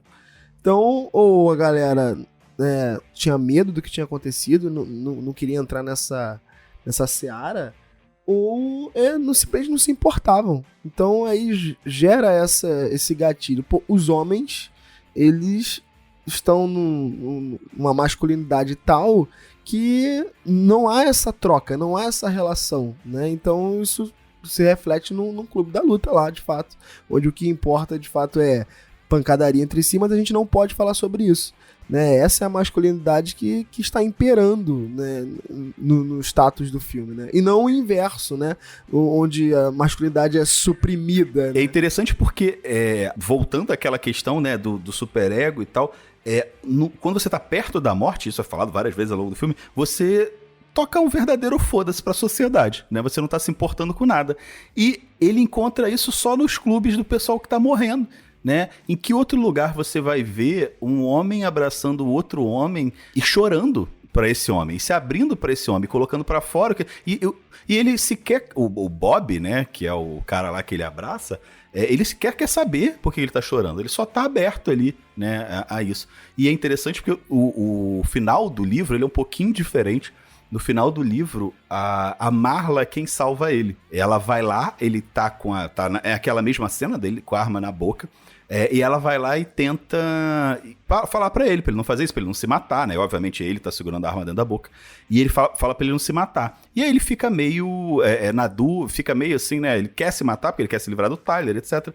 E aí nisso, chegam junto com ela ela, tem mais gente aqui pra te ver. E aí chega todo mundo de todos os outros clubes. Do clube de câncer, do clube lá de testículo e tal. E todo mundo vai lá e consola ele, abraça ele, né? Então tem esse lado fofo, mas o Palahniuk, que é um cara complicado, no final das contas ele termina no hospício, se tratando, né? É um final triste, mas que muito mais pé no chão, no final das contas. Cara, né? É um final interessante, porque eu acho que a grande ironia que vai gerar todo esse ridículo desse personagem é isso, né? Todos nós, e obviamente ele tá representando isso, tá em busca de conexões, né? É uma necessidade grande de você se conectar, né? Parece que o meu vazio faz falta exatamente por falta de conexão com os outros, né? E eu tô no meio de uma sociedade que não alimenta essas conexões. Ele vai encontrar essa conexão exatamente nesses grupos, uma conexão honesta, sincera de homens que estão perto da sua morte. O que é engraçado é que em década de 90 vai parecer realmente quase que uma ironia, um deboche do narrador tá nesses grupos porque ele não tem câncer nenhum. Mas a gente sabe que hoje, 2024, a doença que ele tem naquela época é uma parada seríssima também, né? Que vai trazer uma porrada de problema mental, né? Psicológico para o... Que era desprezada, né? Que era desprezada naquele momento, exatamente. E aí você percebe que o homem, ele é tão digno de pena, nós somos, com essa dificuldade de criar essas conexões, que você vai criar suas conexões nessa roupagem de macheza, de primitivo, sabe? Dessa força selvagem primitiva que é na porrada. E aí eu tenho uma luta honesta e sincera com você, aberta, sabe? Porra, de se abraçar no final e tal. E isso é uma parada muito louca, cara. Cara, eu tava ouvindo uma conversa de um apartamento aqui perto, né? Caraca, Rodrigo. O cara tava falando tão alto que não tinha como não ouvir. E é exatamente isso. É um cara, né? Ele é fortão, não sei o que lá, tal, de uma academia. E ele tava falando, eu não posso dar muita informação, senão fica foda, mas ele tava falando ali com algum amigo, bater na tua porta, algum amigo da igreja. E aí parecia que aconteceu algum problema lá, que o pastor não sei o que lá, e parecia que esse cara que ele tava ligando não atendia ele de forma nenhuma pra resolver esse problema. E ele começou a falar assim, porra, irmão, tu não quer falar comigo não? Tu tá me evitando? Tu tá com medo, porra? Tu acha que eu vou fazer o quê? Que eu vou te bater, porra? Tu acha que eu vou te bater, caralho? Eu só quero ter uma conversa de homem pra homem contigo, porra. Uma conversa de homem pra homem, é isso que eu quero ter contigo. Sabe, conversa de homem pra homem? E eu pensando, o que é uma conversa de homem pra homem, né? Aí ele falando, porra, porque a gente tem que conversar sozinhos, cara? Trocar uma ideia, olho no olho. Independente do que pode vir a acontecer, a gente pode cair na porrada, a gente pode se pegar. Eu falei, caralho, que porra, é muito louco. Todo o conceito do cara é muito louco. Tipo assim, gente pode se pegar, a gente pode cair na porrada, conversa de homem pra homem sincero. E depois ele já mudava o discurso no meio, assim, porque, porra, nós somos irmão, porra. Irmão de mesma igreja, cara, só quero conversar contigo com honestidade, de olho pra olho. Aí eu falei, cara, que louco. Cara, é muito confuso esses sentimentos masculinos. Tipo assim, ele tá cobrando, ele tá ameaçando, ou ele tá tendo um papo de, não, vamos conversar, desabafar, a gente troca uma ideia, ou não, ou ele quer pegar o cara. O que tá acontecendo dentro desse rapaz, sabe? Tipo assim, é uma loucura, cara. É isso, Clube da Luta. É foda. Apesar de eu achar muito bonito o final, é um final poético, né? Que é, pra mim, essa coisa assim, você precisa destruir parte de você pra poder construir algo melhor, né? Pra mim, no final, ele fala isso. Mas no livro, o plano não dá certo, né? O plano fracassa, a polícia descobre e meio que nada explode, né? Então, tem uma diferença aqui, e é uma diferença curiosa, assim, que, pra mim, esse filme, ele só foi permitido sair porque ele usa um tropo aí clássico de cinema, que o pessoal chama de revolução circular, full circle revolution, que é essa coisa de que, no final, a revolução, aquela revolução que contestou, que tá contestando o cinema, que tá brigando por tudo, ela se tornou o que ela tava lutando contra. Né? Esse é um tropo clássico de revolucionários no cinema, em série, se pegar aí... No filme da Barbie tem isso, sei lá, no Game of Thrones é isso, né? Daenerys é isso, né? No final você vai lutar tanto contra aquele sistema que quando você alcançar o poder no sistema, você vai fazer tudo igual. E vai lutar pra mantê-lo, né? E vai lutar pra manter. E aí, isso pra mim, como é feito no filme, de certa forma é um efeito desmobilizador também. Né? Porque a mensagem final que você passa é que, no final das contas, as coisas são assim porque o ser humano é assim. Né? Isso é uma coisa natural, né? E aí não adianta você lutar, né? No máximo dá pra você melhorar um pouco as coisas, mas pra você lutar e mudar tudo completamente não dá, porque no final vai voltar a ser tudo igual de novo, porque quem tá no poder é assim. Quem tá no poder é ganancioso, quem tá no poder só visa lucro, só visa se beneficiar. Ao mesmo tempo que isso faz a crítica e sacia a nossa vontade da crítica, tem esse efeito desmobilizante, né? De que, é isso aí, é assim mesmo, né? Que bom que tem alguém falando disso, mas não adianta fazer nada porque é tudo assim mesmo. Mas aí eu acho que, tipo assim, vem o que eu tava tentando dizer, né? Eu acho que o tempo é incrível nesse aspecto, porque talvez o filme ele vai representar muito esse pessimismo mesmo. No final no início dos anos 2000, né? Vem toda essa carga de pessimismo de que você, de fato, tem as mãos atadas, assim, independente de como será essa luta. Mas eu acho que o tempo vai passando, as contradições vão aumentando, e isso você vai percebendo que talvez esse filme, no fundo, ele só tá mostrando que aquela é só uma forma errada de lutar. E formas erradas de lutar vão ter esse fim, sim. Vão ser circulares e serão absorvidas pela estrutura. Então, assim, eu acho que a gente pode vir amadurecendo e olhar o filme de forma diferente, né? De alguma maneira. O Rodrigo tá bem bom vivant, né? Ele tá realmente numa vibe boa, assim. Tá querendo ver o filme dar uma forma bem pra frente. Eu tô otimista. O Rodrigo tá... Porra. Rodrigo positivo. Mas sabe onde que a gente discutiu isso, Rodrigo? Eu acho que a gente discutiu isso no episódio de a rede social também, sabe? Que também é do Fincher, né? Mas da ideia dele construir aquilo tudo só porque ele queria ficar com a menina, sabe? Mas é isso, o Fincher é obcecado por isso. É como se fosse a pequena força motriz que está dentro de grandes movimentos. Porque os grandes movimentos nunca importam para ele. Porque no fundo eles partem de algo muito menor. Eles partem de algo muito mais essencial para a vida humana, que é esse sentimento primitivo de amor e tal. E é isso, então é um grande clássico do cinema, Clube da Luta, precisa ser assistido e reassistido, né? A cada década. E bem interpretado também, por favor. E se você ouviu esse episódio até aqui, galera, muito obrigado. Considere apoiar a gente lá no apoia.se/enquadrando, beleza? Dá uma olhada nas recompensas lá, segue o Enquadrando nas mídias sociais, @enquadrando_ no Twitter, @enquadrando_ oficial no Instagram. Pra você, em vez de precisar entrar num clube pra bater nas pessoas, pra extravasar seus sentimentos, você pode vir aqui conversar com a gente faz isso aqui o tempo todo. O pessoal aqui do Apoia-se faz isso o tempo todo também, então não precisa chegar nesses fins não, vem pra cá. Vai ser menos gasto pra você no final das contas. E lembrando que esse episódio está sendo gravado ao vivo aqui no Discord, exclusivamente para apoiadores. Tá? Não deixe de participar. E a gente tem pela frente aí, né, Fábio? o bolão do Oscar, que já vai começar. A gente tem um grande prêmio Enquadrando. Então, se você puder, apoia a gente e participe aí da nossa comunidade. E acessa lá no nosso YouTube que você vai ver as nossas lives lá que a gente vai fazer em breve. E as passadas em youtube.com/enquadrando. Galera, grande abraço. E bons filmes.